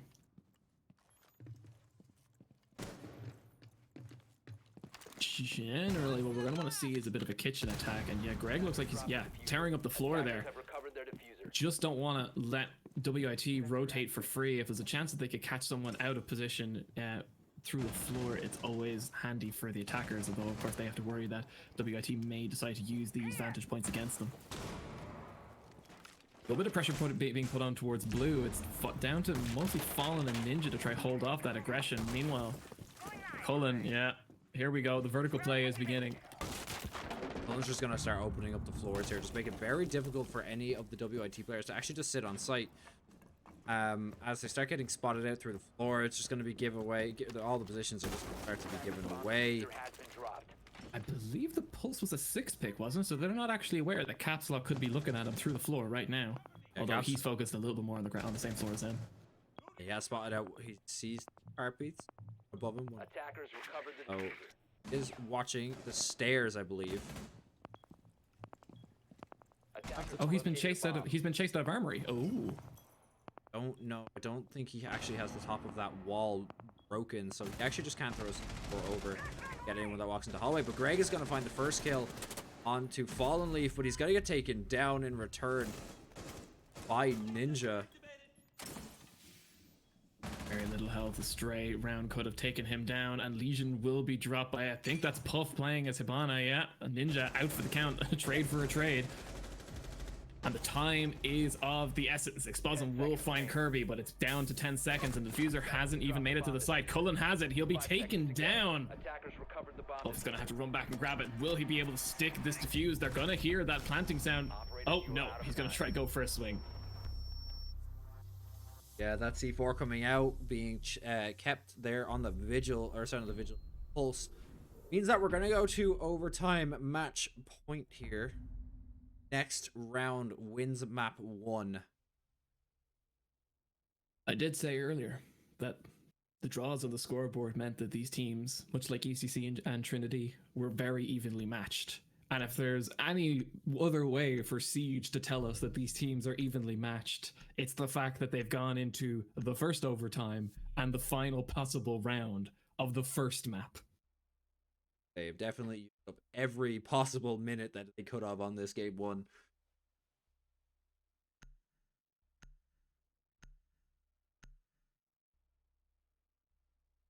Before it is well, I said it was Manuth's game to lose earlier, but now being so close, I don't this map. I mean, it's not going to help for that whole round, that round difference if they happen to draw this particular series out.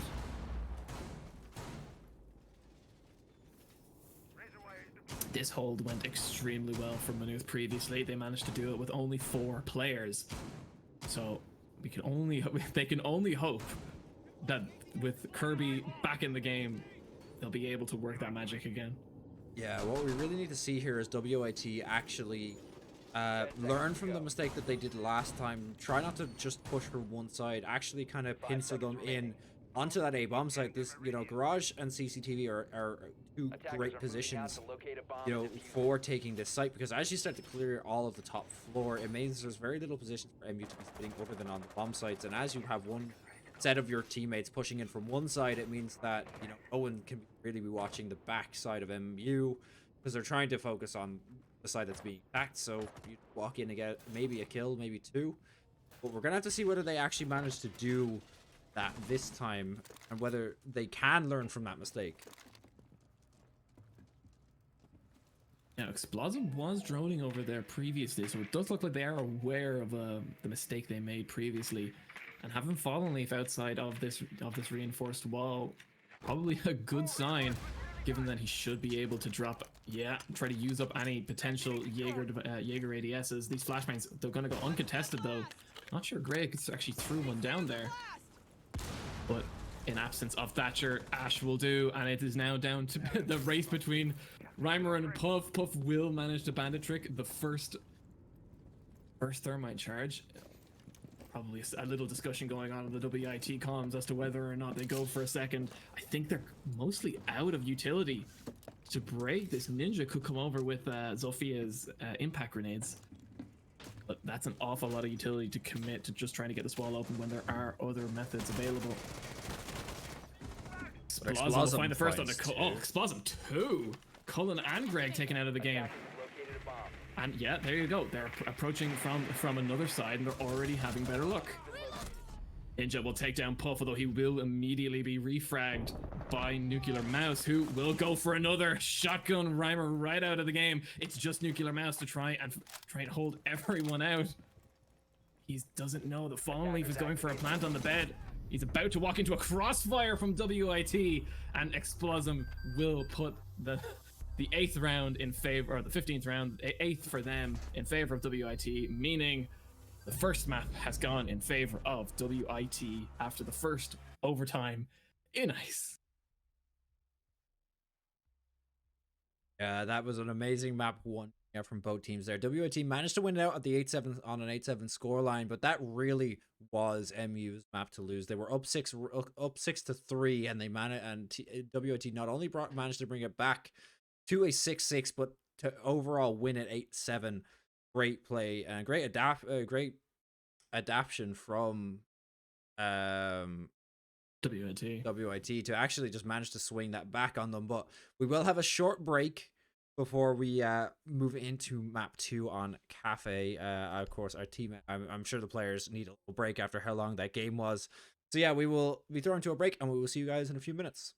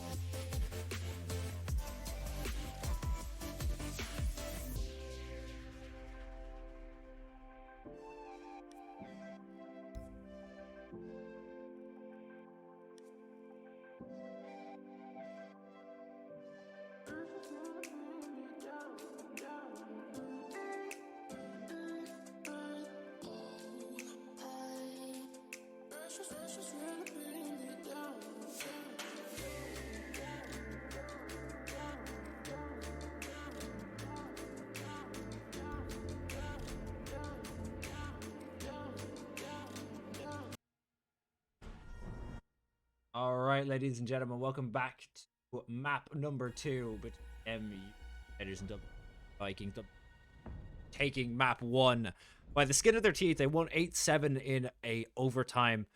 MU, of course, had their number up until they took match point, and then WOT just seemed to figure out what was going on and fix the issues and take map 1 for themselves. So we now move on to WIT's map pick, but of course MU's site choice. So we're going to start with MU starting on defense on Cafe. So we're going to have to see how this goes, but we're going to see a Thatcher ban straight away. I assume this is going to be a Monty ban out of WIT, or they may opt to leave it open. We never know, but I'd say it's probably a... Yeah. I'm not going to be at all surprised. Well, there are a list of characters you don't want to see on Cafe, but... Are we going Monty, guys? Yeah, we're sticking with Monty.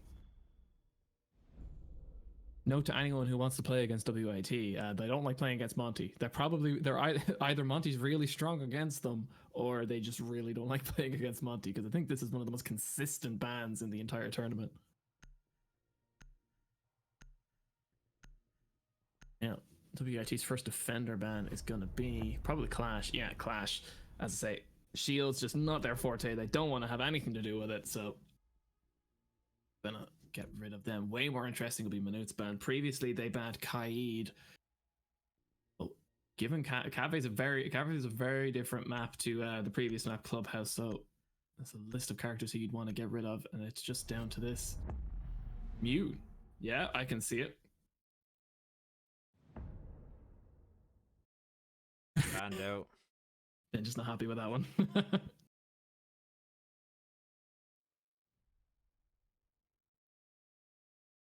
All right. Obviously, MU Crusader starting on defense.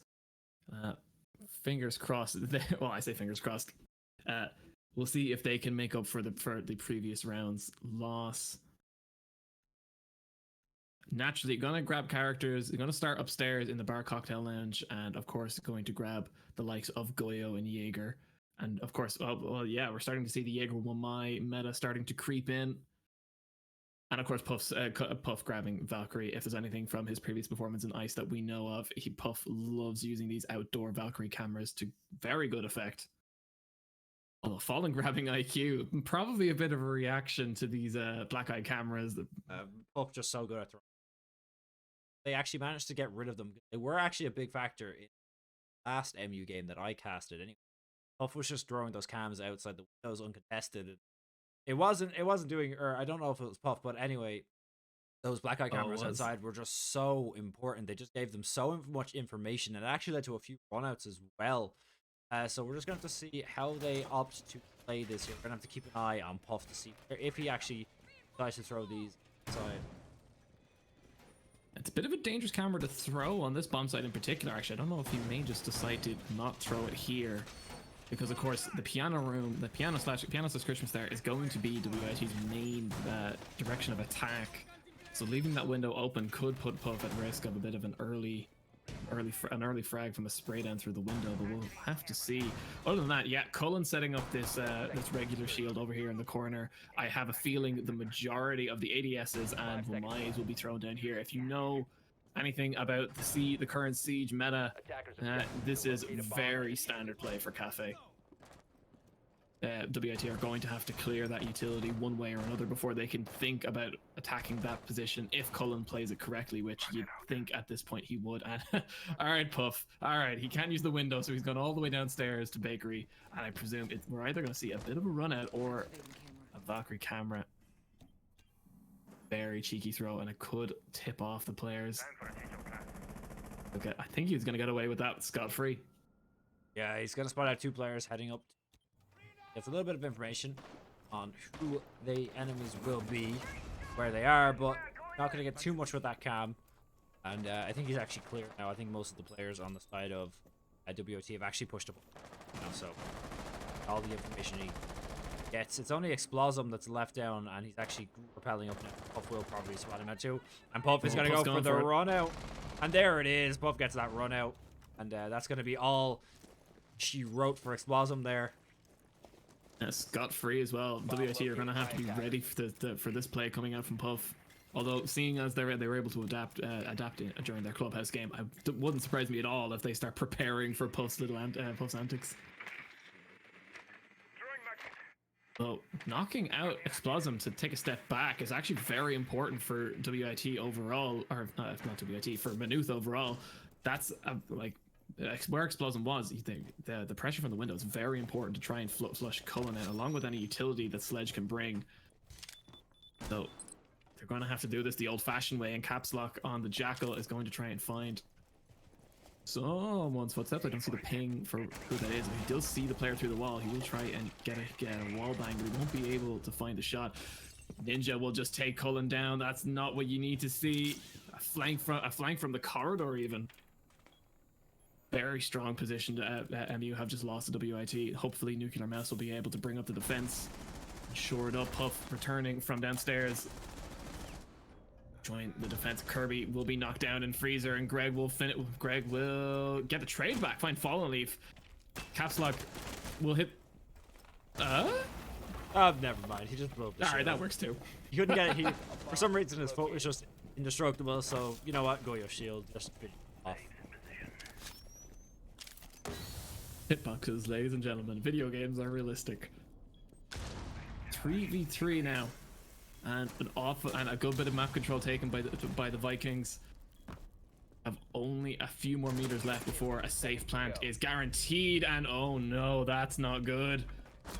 Caps Lock will find Nuclear Mouse very easily. Greg will find one frag. I think he just found a second. It's just down to Puff and Greg to try and stop him getting in, and Puff running out onto Ninja. Another run out onto Ninja, man.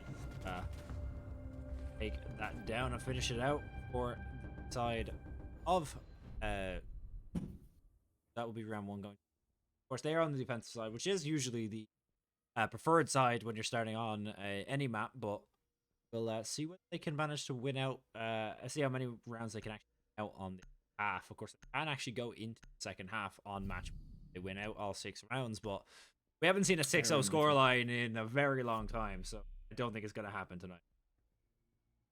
I have all the love and respect for all the players in the tournament, but I don't think a 6-0 is ever going to happen. Yeah, Caps Lock switching to IQ. Yeah, I have a feeling this is going to be a bit of a theme for the rest of the evening.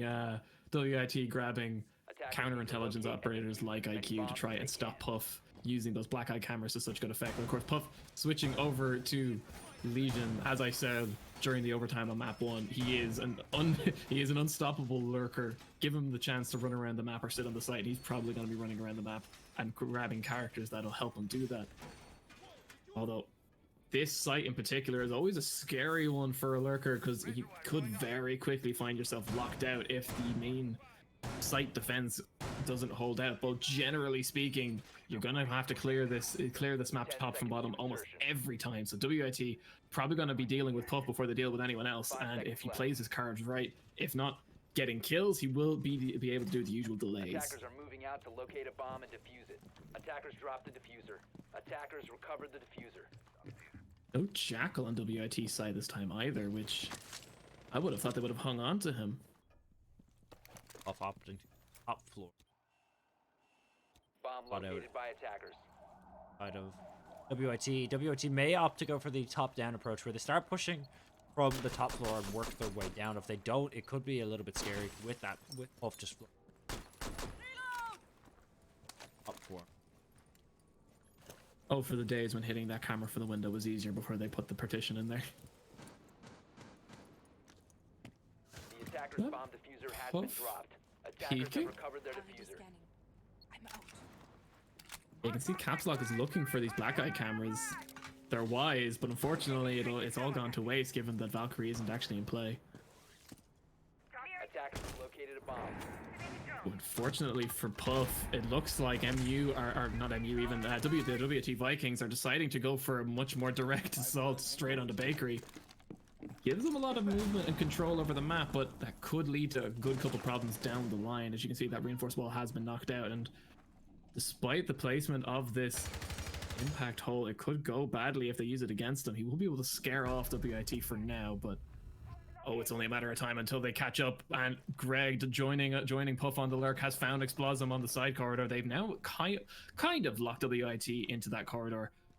They're 1 kill away of getting themselves out, or just a matter of retreating upstairs, which does look like it's part of the plan. Fallen Leaf will find Puff, although the refrag will come in straight away from Greg.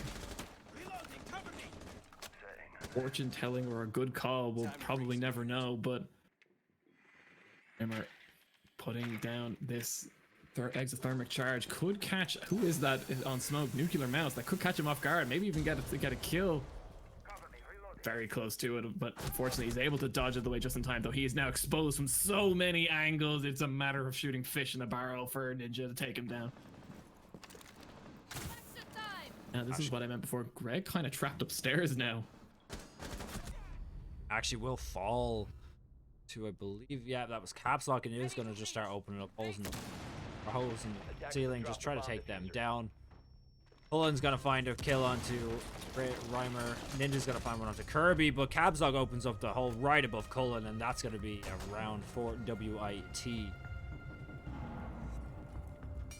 Something that can never be counted out, and something relatively unique to Siege, that vertical play, knocking out the roofs and floors and just just death from above or death from below. And sometimes you just can't do anything about it unless you have perfect perception of everything that's happening around you. Awareness. That's what I was thinking. You're gonna stick on kitchen? Stick on kitchen. Not too much change coming out of M. Although we are gonna see a twitch on Fallen Leaf. That is new. That's pretty much. But no 6-picks coming out, so bit of a safe play. Yeah, Twitch, of course, we haven't seen Attackers need to locate and defuse as many bombs as they can. a lot of Jackal and Ash, but Twitch, of course, also a very valuable operator. She has that drone, which is very good for taking down some utility, or either as the round is beginning or even in the prep phase. She can just start taking out really like stuff like mute jammers, Kaids, shocks. If mute has any smoke has any set up smokes, she can electrify the Maestro cams to disable them. So Twitch is a very good pick here, especially when teamed up with IQ to spot out all that utility. 10 seconds remaining. I have a feeling the aim of Fallen Leaf is going to be to try and take down Kirby's Electroclaws. A lot of the characters that are being brought to the game either won't have their gadgets out in a way that Twitch can get them, or, you know, risking the Twitch trying to get them might be a bit too dangerous. That's Greg's ADSs. I'm kind of thinking getting them with the Twitch drum is cool, but it's a very big risk to play. If that Twitch, she only gets 2. If that Twitch drum goes down, then, you know, it's out for the round. And of course, Cullen's Maestro cameras only get stunned. They don't actually get broken by the Twitch drum. So the main target I can see is Kirby's Electroclaws, just because they'll stop any kind of hard breachers like, say, Reimer. Yeah, another very ballsy frontal attack straight onto Bakery again.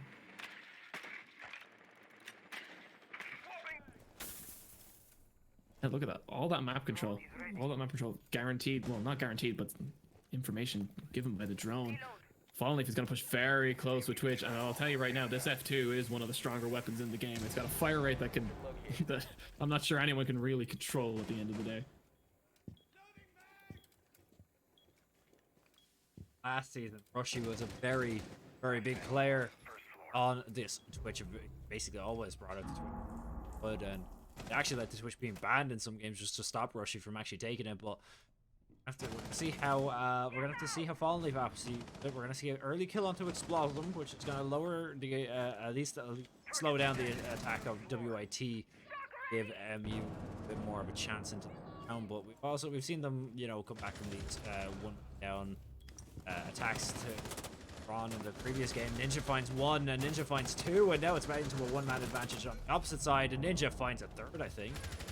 I know it's Fallen. Oh, Fallen finds 1. Fallen. Ninja then finds a 3rd. There's the now. That's all down onto Greg, who's in the hallway. He has a lot to do. Take this bomb. Down 1, but he's got 3 to go. say they have good enough intel to know which side it's on, but it's merely a matter of trying to push these angles effectively and properly, especially when you're counting against players like Ninja blending in with environments like that and scopes that good. It's a game that's very much stacked against you, and Greg won't be able to pull the round back. Yeah, Ninja with a 4K in that round. Fallen Leaf won it that round, but now at a 2-1 over to the side of WIT. And really, if you're MU, you're trying to be winning at the map, because not only is it WIT's map pick, but you really want to be going into next week as close in points to WIT as you can.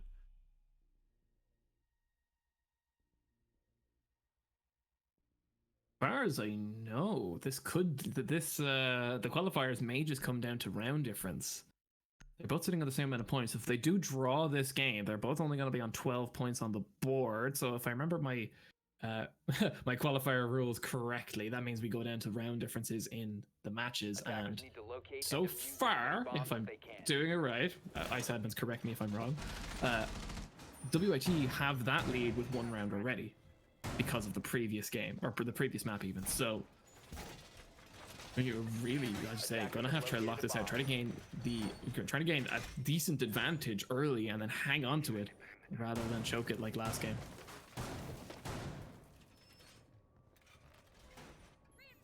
Although, as we return back up to the bar on the 3rd floor, this is a much more comfortable side for the defense. Slight edit by the look of it. The shield going up in the bathroom instead of... Oh, never mind. Yeah, there's the usual setup. Shield in piano. Shield in the bathroom. Knock the wall out of the bathroom.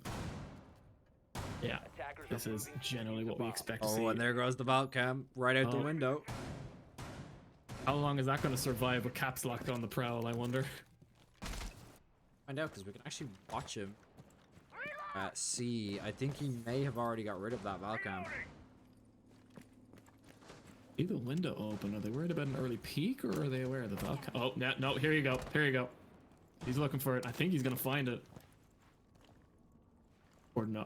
Ooh. If he hasn't already got it before we flicked over to him, there's a good chance he won't find it now. He already managed to find it. Bomb has been located. Oh. Oof, and caps lock within meters of each other.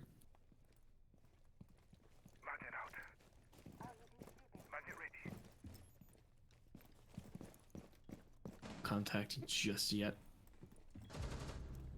Oh, and Cullen finds first blood onto Fallen Leaf. That's going to be the ace down, but Ninja's already there to start with the frags. This last round, he got big and got 4 kills, so we're going to see whether he can do something similar this round. Cullen's gonna have to watch his back. Ninja got him through this angle in the previous round. It's just a matter of having to avoid it again. Caps lock will just shut Puff down. No run outs this round. Very good for the WIT Vikings. Now it's just a matter of playing angles and trying to win. Unfortunately, sometimes it doesn't work. Ninja will be taken down by Greg on the rappel. A bit of a flashback from the previous round. Poor Ninja's. This window is not very good for Ninja. Audio on his side. Caps lock is going to try again, but Greg is vaguely aware of it. These shots going to let him know that someone is peeking. Not thinking of the very aggressive peek. No one will hit anybody just there, but this window could turn things around quite quickly. Look at Explosm on that staircase. Oh, never mind. Cullen saw him. Cullen got him. Player advantage over to the MU side. Just caps lock and Reimer left to try and find the rest of these players. Reimer is going to start pushing into piano. It's late in the round, meaning this setup has done its job, but still something to worry about. Chief Cullen is still hanging around here, and oh, Reimer says no. Cullen is taken down immediately with that clean headshot. Greg will find caps lock on the other side of the top floor. Meaning it is all down to Reimer. Thank God he has the diffuser. He isn't aware. He almost just aiming right at Greg on the other end of that bar table, and Greg will react to that explosion. Big play from Greg, putting another round in Minute's favor. I believe that's another we're back up to the tied rounds. Yeah, I think we're back to a 2-2 scoreline, and you know, Greg and Ninja both just shining for their teams here. Kirby and Nuclear Mouse just not getting onto the scoreboard just yet, but There's still lots of rounds to be played, so we will have to see how this goes. There's only 2 rounds left in this half, so we're going to see whether a WIT can actually manage this to grind out these last 2 rounds and go into their defensive side on their map pick up 2 rounds, because that will just make this finishing out this game a little bit easier for them. But we're going to see a Jackal come out instead of the IQ. And a Vigil come out instead of the Valkyrie. That's not what you want. Obviously, this Jackal was to actually counter that Valkyrie that was roaming, but now that there's a Vigil, it's just even that Jackal's going to even more value. Attackers need to locate Just you know, it's fair calling siege games from the map pick in the way you can. I think in Overwatch, not Overwatch, maybe Overwatch. I am not experienced enough in Overwatch, but League of Legends and other MOBAs, calling them from the pick ban or the pick stream before the map is a dangerous thing to do. But I think WIT have a distinct advantage here. Like that 6 pick onto Jackal has accidentally put them at a massive power imbalance, and Puff is going to have to be watching his back as Caps Lock hunts him down the building. Reloading. 5 seconds left. Leave that. Yeah, most players have decided to hold from upstairs, Attackers objective just trying to prep for a top-down push, although the WIT Vikings have shown that they're more than happy to just enter on the floor that the site is on and win gunfights, so probably can't rely on this lurker-like play. All reinforcements nearly done. Stay clear of ADS line of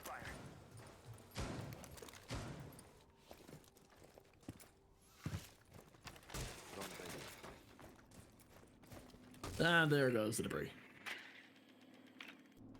Some bugs we love. Oh no, Greg is caught. He's sighted out of position, and it looks like this could be. Oh no, just barely. He's not aware, but WIT are already trying to scope down his feet. Loading mag. Stay clear of the blast. 3 players for MU upstairs on this half of the map. That's a bit of a tenuous hold, but it could go well. Fallen Leaf, however, will find the first onto Cullen. Can the refrag come through? Ninja will find one onto Greg, and unfortunately Nuclear Mouse will be caught out of position after throwing that Toxic Babe. Ninja will then find Kirby. The entire defense has just been wiped out upstairs. Puff will start to redeem. He's gonna have to ace to keep it to get this round on Manute's side. He will find one onto Caps Lock.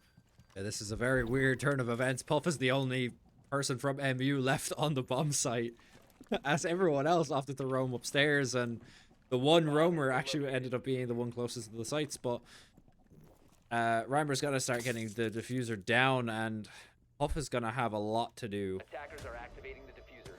And if he was hoping to get a flank, he's not really gotten one now. He's just going to have to charge him head on. Oh, he may be able to drop down the Fallen Leaf here. He does sight the player, but another set of metal objects blocking his bullets as Fallen Leaf was able to quickly whip around and take the last MU player down. Yeah, if you're WIT here, you're looking forward to this round right here. This is the round that you want to win out, because as you swap on the defensive side, if you're up 2 rounds, all you need to secure that map point is just a good first defense on, because all of the bomb sites are unlocked. So realistically, you can go wherever you want, and you can go to your most secure bomb site first and try to secure that extra round. Once you're 3 rounds ahead, just try to carry the momentum into that match point and then finish out the game and try to make it a 7-2. But it really all comes down to this. Whether it ends up as a 3-3, I would still lean towards WIT. But their defensive side on Cafe actually wasn't great either. They did actually, I think it ended up as a... Oh, but it had a distinct advantage at the round half over on Clubhouse, yeah. Yeah, I'm trying to remember off the top of my head. I think MU were above by 2 rounds going into second half, so... we're going to have to see how they manage to play this, or their last attacking side, and whether they can actually take it. But bomb site is going to be kitchen, so we're going to have to see how WIT managed to decide to take this one. There's Cullen is on the Vigil, so we're going to see how he decides to roam this. We are going to see the Caps come back with that Jackal, so... 10 seconds left. It's working well. It's an important character to have on a lurk-heavy team like Manuth. 5 seconds to insertion. I wonder where everyone's going. I presume definitely Kirby and Nuclear Mouse will be sitting on site. I think Puff may decide to hang around on site as well. the magic isn't exactly with him today, so you may as well leave it to the other player. Ninja lit Ooh, down early though. damage. I think someone actually went for a spawn peek. And yeah, Ninja gets taken down to very low HP. About 35 left on him there.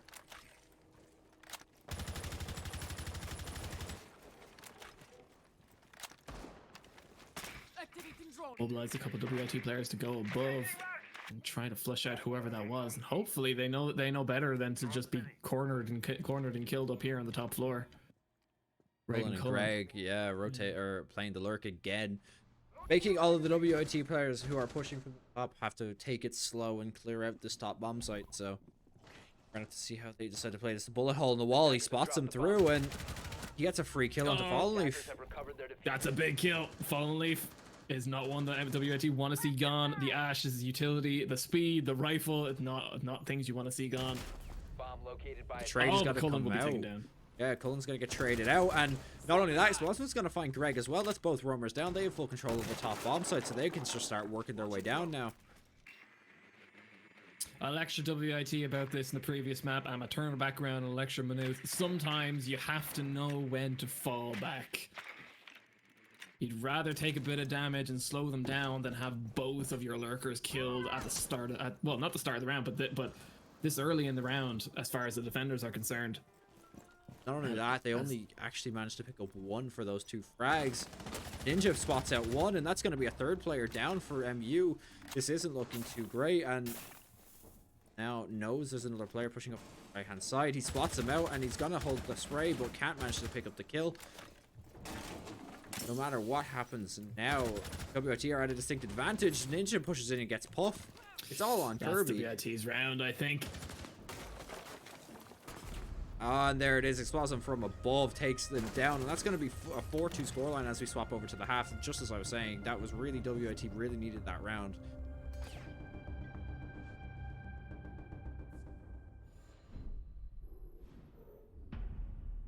And it's WIT's game at the moment, I have to say.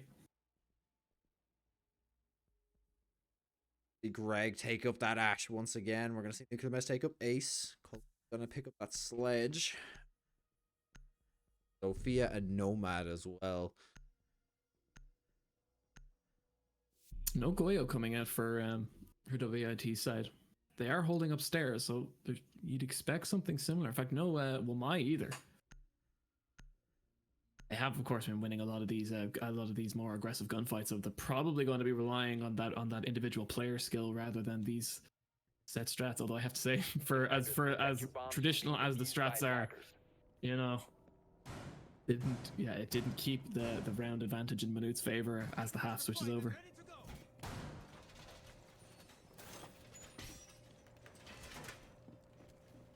Bomb located by attackers.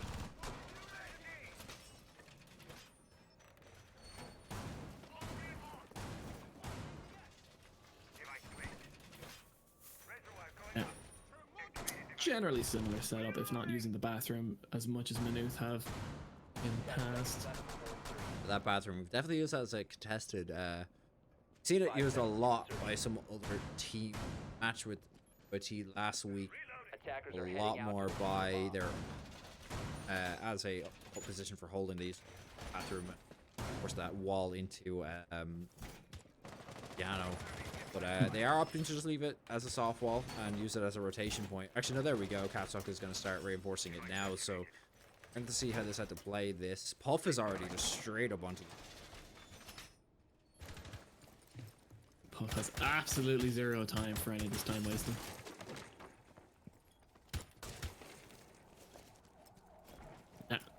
Clearing out the bandit utility straight away. They actually want, if they actually want to unreinforce those walls, they shouldn't have any problem.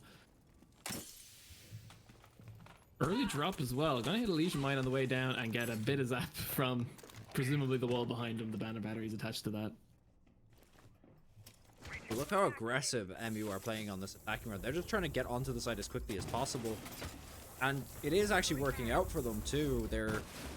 Well, it's working out for now, but you can see the X-rays on the floor beneath. There is a few WIT players who will be coming up from below soon. Shield is going to get taken down, and then Reimer's going to go down with it. But the repeat's going to come out, but he decides to fall back. Smoke's going to come out from Ninja there. Plan B. But now here comes the second ace charge on the wall of Piano. Oh, Explosion from below is going to just delete Nuclear Mouse from the game. Danger of lurking C4 wielding enemies. Greg will, however, find Caps Lock in the meantime. Jaeger down, meaning a very powerful weapon out of the hands of WIT. It's kind of just Ninja here holding off most of the MU players. Get this swing could go well. Oh, the timing of the swing is just a little bit bad, and he doesn't actually manage to find anyone. If he would have swung maybe a second or two early, he would have caught maybe 2 players off guard. But he's going to swing back in again, and he does spot out one. He lines up the shot and takes Kirby down. Kirby in a bad position there. And now that Ninja is playing a little bit more aggressively, so they start watching that position once again, but damage has already been done. Ninja needs to start finding something. Greg finds one. Explosive finds one. Ninja finds one onto Greg, and it's now back to the side of in the side of WIT's favor. SMG-11 is an uncontrollable weapon. He will barely miss Cullen. Playing close, the shotgun in hand. He whips the first shot. He takes a hole through the wall, but doesn't manage to take him down. Cullen's on 1 HP, and all it takes is Explosive to land one shot here. Expect the player to be at this bomb, but he's not there. He's in the middle of a site. He's defending the diffuser. Cullen's gonna have to swing, and oh no, that could be lethal. He's probably got 2 seconds worth of swing. No. Operators, you are out of time. Timer runs out. Too low HP, too little time, and he just cannot win out that round. It's gonna be a 5-2 scoreline for WIT. The Caster's Curse. I did say WIT, if they can just win out these first few rounds of the defense, they can keep them. They're one round away from a match point here, and they may be on for a 7-2 victory after that very competitive first game. So if I was MU, I'd be trying to figure out what the hell's going on right now. Of course, this was WIT's actual map pick. If there was a map that we were going to have to say they had the advantage of, it is this one right here. And like, not a 6 pick in sight. So I can go ahead and say Ela pick from Fallen Leaf.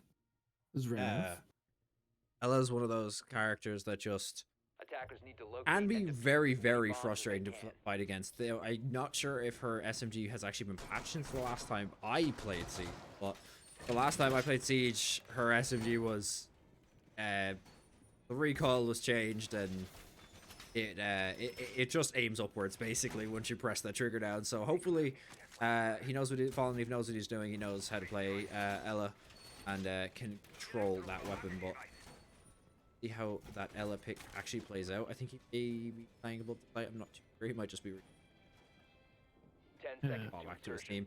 We're not going to see too much lurk play out of WIT. I think they're just trying to 5 play a seconds bit more left before anchor heavy insertion. this round and just try to see if they can just, you know, finish out the Attackers round. must Fallen Leaf locate and actually defuse a bomb. What is his comes to the position, spawn Fallen? peak here.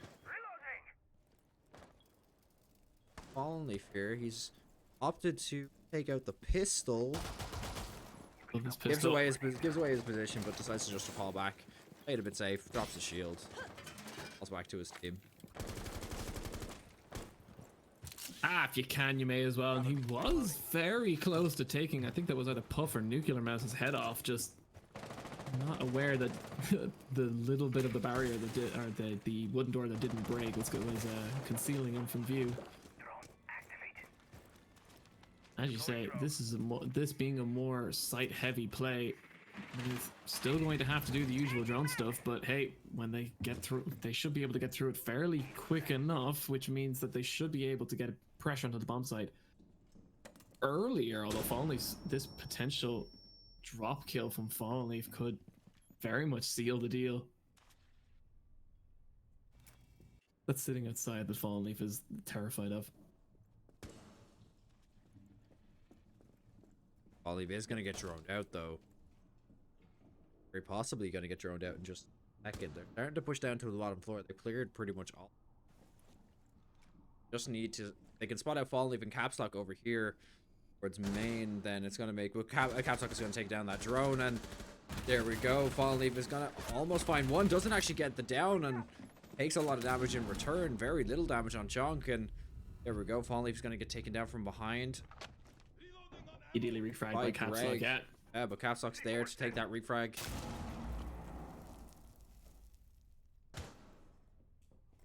Go, Capslock spots out another player and can't get the kill, but will get taken down, and it's now a 4v3 for MU. If there really was an MU a round that MU needed to win, it was definitely this one, and they're definitely going the right way about it. But with the rest of the WOT players playing so site heavy, we're gonna have to see how they manage to breach this now. They still have the Ace, they still have the Zofia, or sorry, yeah, Zofia. So we're gonna have to see whether they go for some vertical play here, especially with that sledge in play. But all banging coming out there. Don't want to be caught at that, and to be honest, fair is fair to Reimer, just barely missing Cullen's head by centimeters. Puff will open us up with the first kill on the Reimer. Nuclear Mouse will follow immediately with a kill on to Explosive.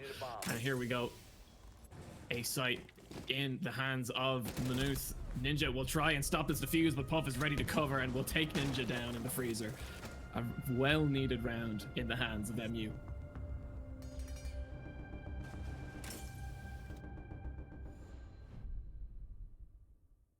that denies the map point for WIT, but they need to string a bunch more rounds together if they want to actually bring this back, just like WIT did on map 1.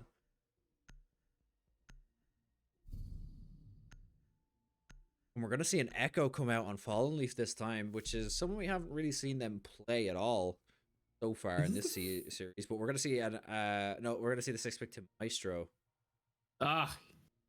You tease me, Fallen. I was about to say, it's the first time I've seen, I think that's the first time I've seen anyone pick Echo. Since when is Echo banned? Was there a rule change? I don't believe so. Defused by attackers. Vaguely remember reading something about this. Hang on. Oh well, that's probably why I haven't seen much Echo. He's so strong. He's one of those characters that gets banned constantly, so that's what I mean. I was very surprised. I know he is getting changed in a future update so that his drones are no longer concealed at all. Yes. I believe he is banned because there is a glitch where his drones can become invulnerable to damage for, I can't remember how, but there is a glitch where you can get them stuck on the ceiling and then they can't get destroyed, which means they like permanent cameras. That's why he's currently, I think that's why he's currently banned, but it's fair. It's fair. I don't actually remember an announcement about that, but I do believe he's actually banned at the moment. He'll notice. That's fair.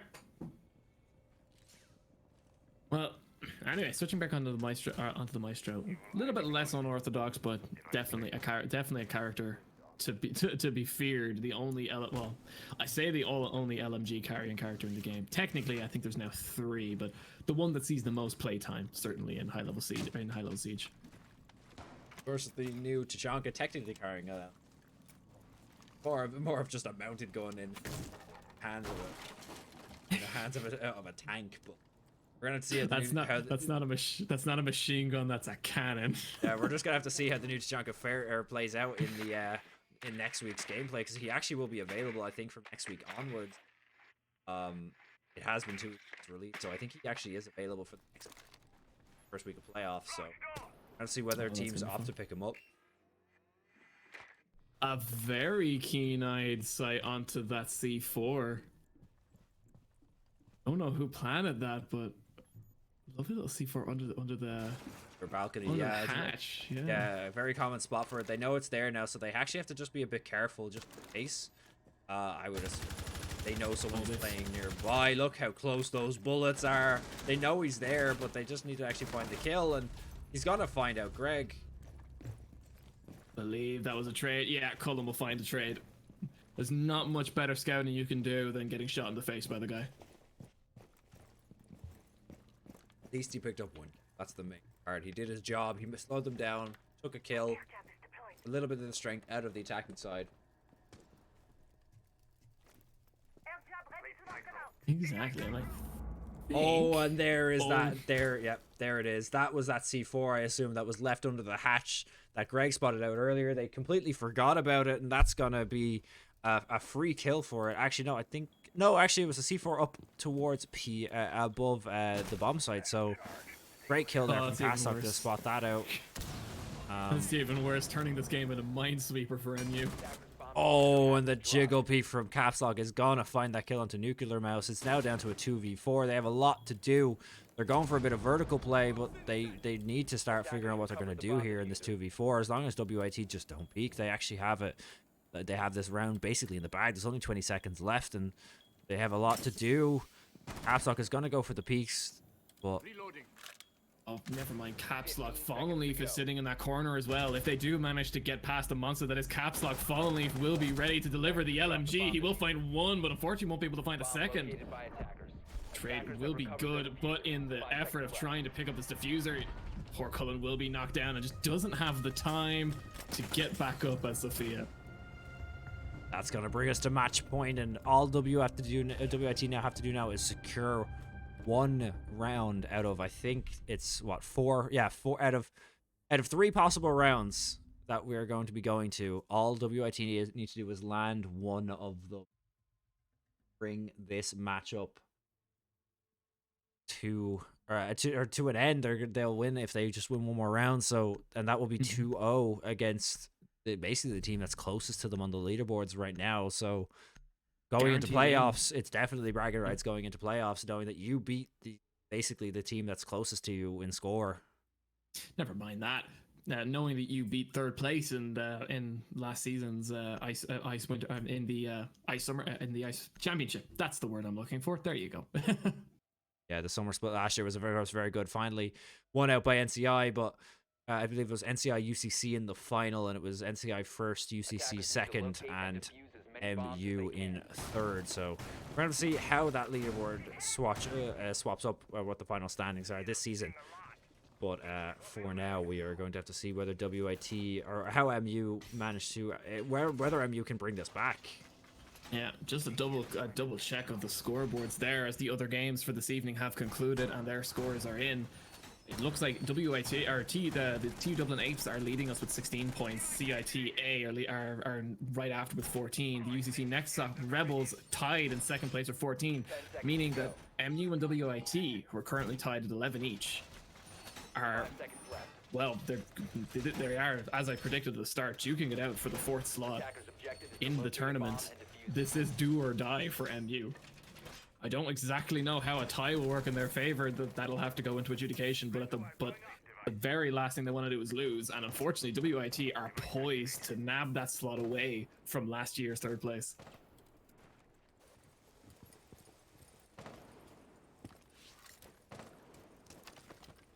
No more slip-ups now, lads. Come on.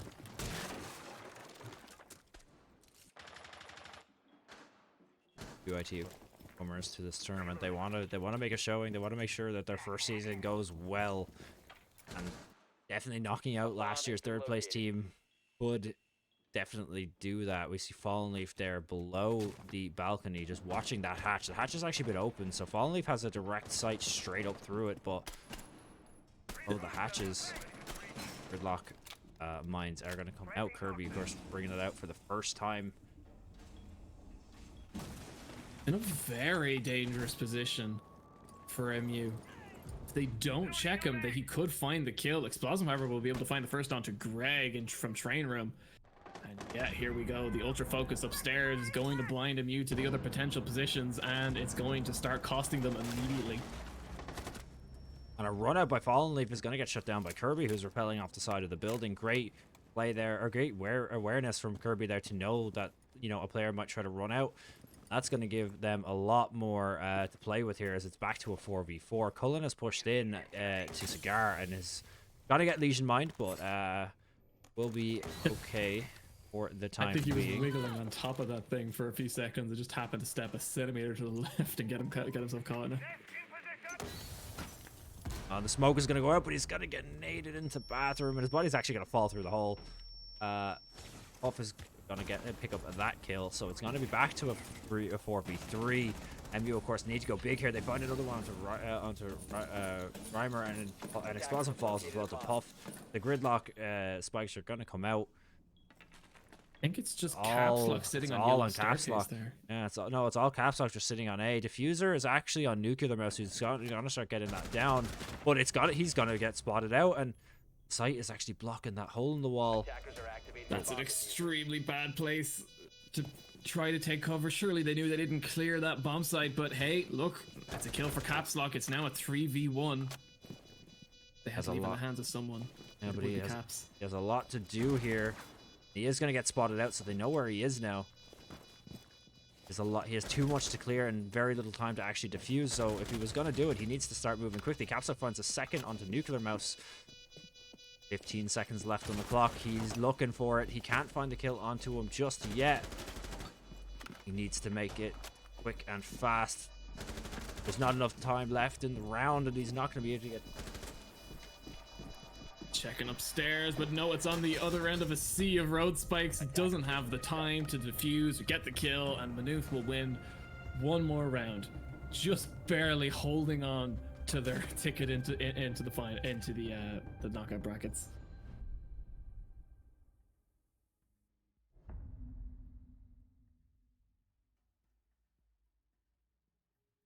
Yeah, 4-6. Back to bar and lounge again. With how they differ up this defense in comparison to the last time. Definitely, MU had very good points in their last attack. That nade onto Ninja in that bathroom obviously cleared that out, let them take control of that hallway. So we're going to see whether they change it up and make it a little bit more difficult for MU to actually get that attack. Yeah, exactly. And you can see not much change coming out on the side of WIT. Defenders, protect your bombs from Switch onto Valkyrie for Fallen Leaf being the main one there, but a hold like this, you don't expect too much change, really. You're going to need all of those shields to set up the piano hold at the very least. And yeah, a very similar showing from MU as well. Kirby sticking with the gridlock. Perhaps, yeah, an actual surprisingly effective pick last turn, given that it locked Caps Lock out of finding the diffuser and challenging Puff at the end. But certainly a bit of untapped potential in gridlock as far as this tournament's concerned. I very, very rarely see her used, never mind used effectively with those road spikes locking down very good, very important areas. Yeah, but I have a feeling unless MU are able to clean sweep these rounds, the game will probably end on these sites. If I'm honest, they're just one of the easier sites to defend for WIT. Much less gambling involved, so we're gonna have to get comfortable, I think. WIT are either gonna win here, or they're gonna move. I think if they lose this round, they may opt to move try out a kitchen round. But keep in mind, if MU actually win this round, fighting for either win the game or overtime once again. So WIT really want to try finish this game out here. Get to an overtime. So we get the game of close games. And unconventional strats apparently, as Explosive is sitting in a very aggressive position in piano. He hears that window breaking, but the question is he gonna take a swing? If that was, no, it wasn't Kirby. Yeah, Puff taking the drop down, which means he's gonna step right on that goo mine. Greg from the rappel is gonna drop down. A bit of concern over where the potential lurkers might be, making sure trades are prepared for.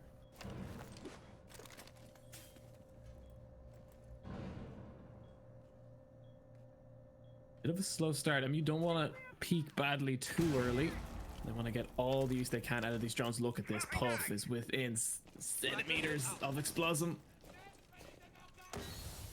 They're on wait to see if Puff and it's not even just Puff. It's and the C4 goes over, but it doesn't manage to find the kill. And Puff just floats over the bar, gets the headshot onto Explosive. That's just a bit of a misplay there. He does manage to take Cullen and Puff down to low HP, but doesn't manage to find the kill. Puff is going to fall to Ninja, and the smoke is going to go out to try to take that back. Cullen's going to get down, but this has just been a frag heavy round. every time our character auto or the camera auto switches to the next player, they're already dead. But Cullen's got revived or self-revived there, so back to a 3v3. But of course, Cullen is still very low. Like, extra careful here, but as the time ticks down and we start to hit the 30-second mark, careful is not a luxury Maynooth are going to be able to afford. They're really going to have to get on the site or find these kills. Again, if they lose this round, that's them out of the playoffs. Bomb located by Oh, attackers. he's going to try sneak around. Look at this little gap in the spikes, and this is going to pay off big. He's going to find one onto Kirby. Can he find the second onto Cullen? 10 seconds. Spots him out, keeping it, and honestly, he doesn't need to do anything. He just needs to keep No. off the site. But they find the 2 kills, and that's going to be a 2-0 victory, and to seal out that series.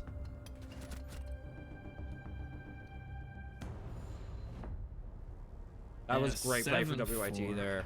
Yeah, map 1, of course, going to 8-7 for WIT, but map 2, WIT weren't playing around. They took their map pick and they just made sure that MU did get a win. Yeah, a very good game, very close game. This week, this week of overtimes, as far as the first-person shooter games are considered. Of course, we had the overtime on Wednesday as well. Just very quickly before we all run off and catch up on the toy show. This means that for your playoffs this year, for this season, it will be the TU Dublin A, CITA, the UCC NetSoc Rebels, and of course the newcomers, the WIT Vikings, which you can look forward to in the upcoming weeks in the playoffs as we move closer to the finals. Yeah, that was 2 very, very competitive games of Siege, but of course, our WIT are going to win it out and win a spot into the. Hopefully, we'll have those matchups soon. So make sure you stay tuned and stay, follow Ice on social so you can find out when those matches will be. But that will be us for as this is the last stream of the week. That will be us for this week. We'll be back on Monday with some more Valorant, followed by Rocket League on Tuesday, CS:GO on Wednesday, hopefully with less overtimes. League of Legends on Thursday, and back with the first semi-final of Rainbow Six Siege next Friday. But we hope you guys enjoy, and we will see you next time.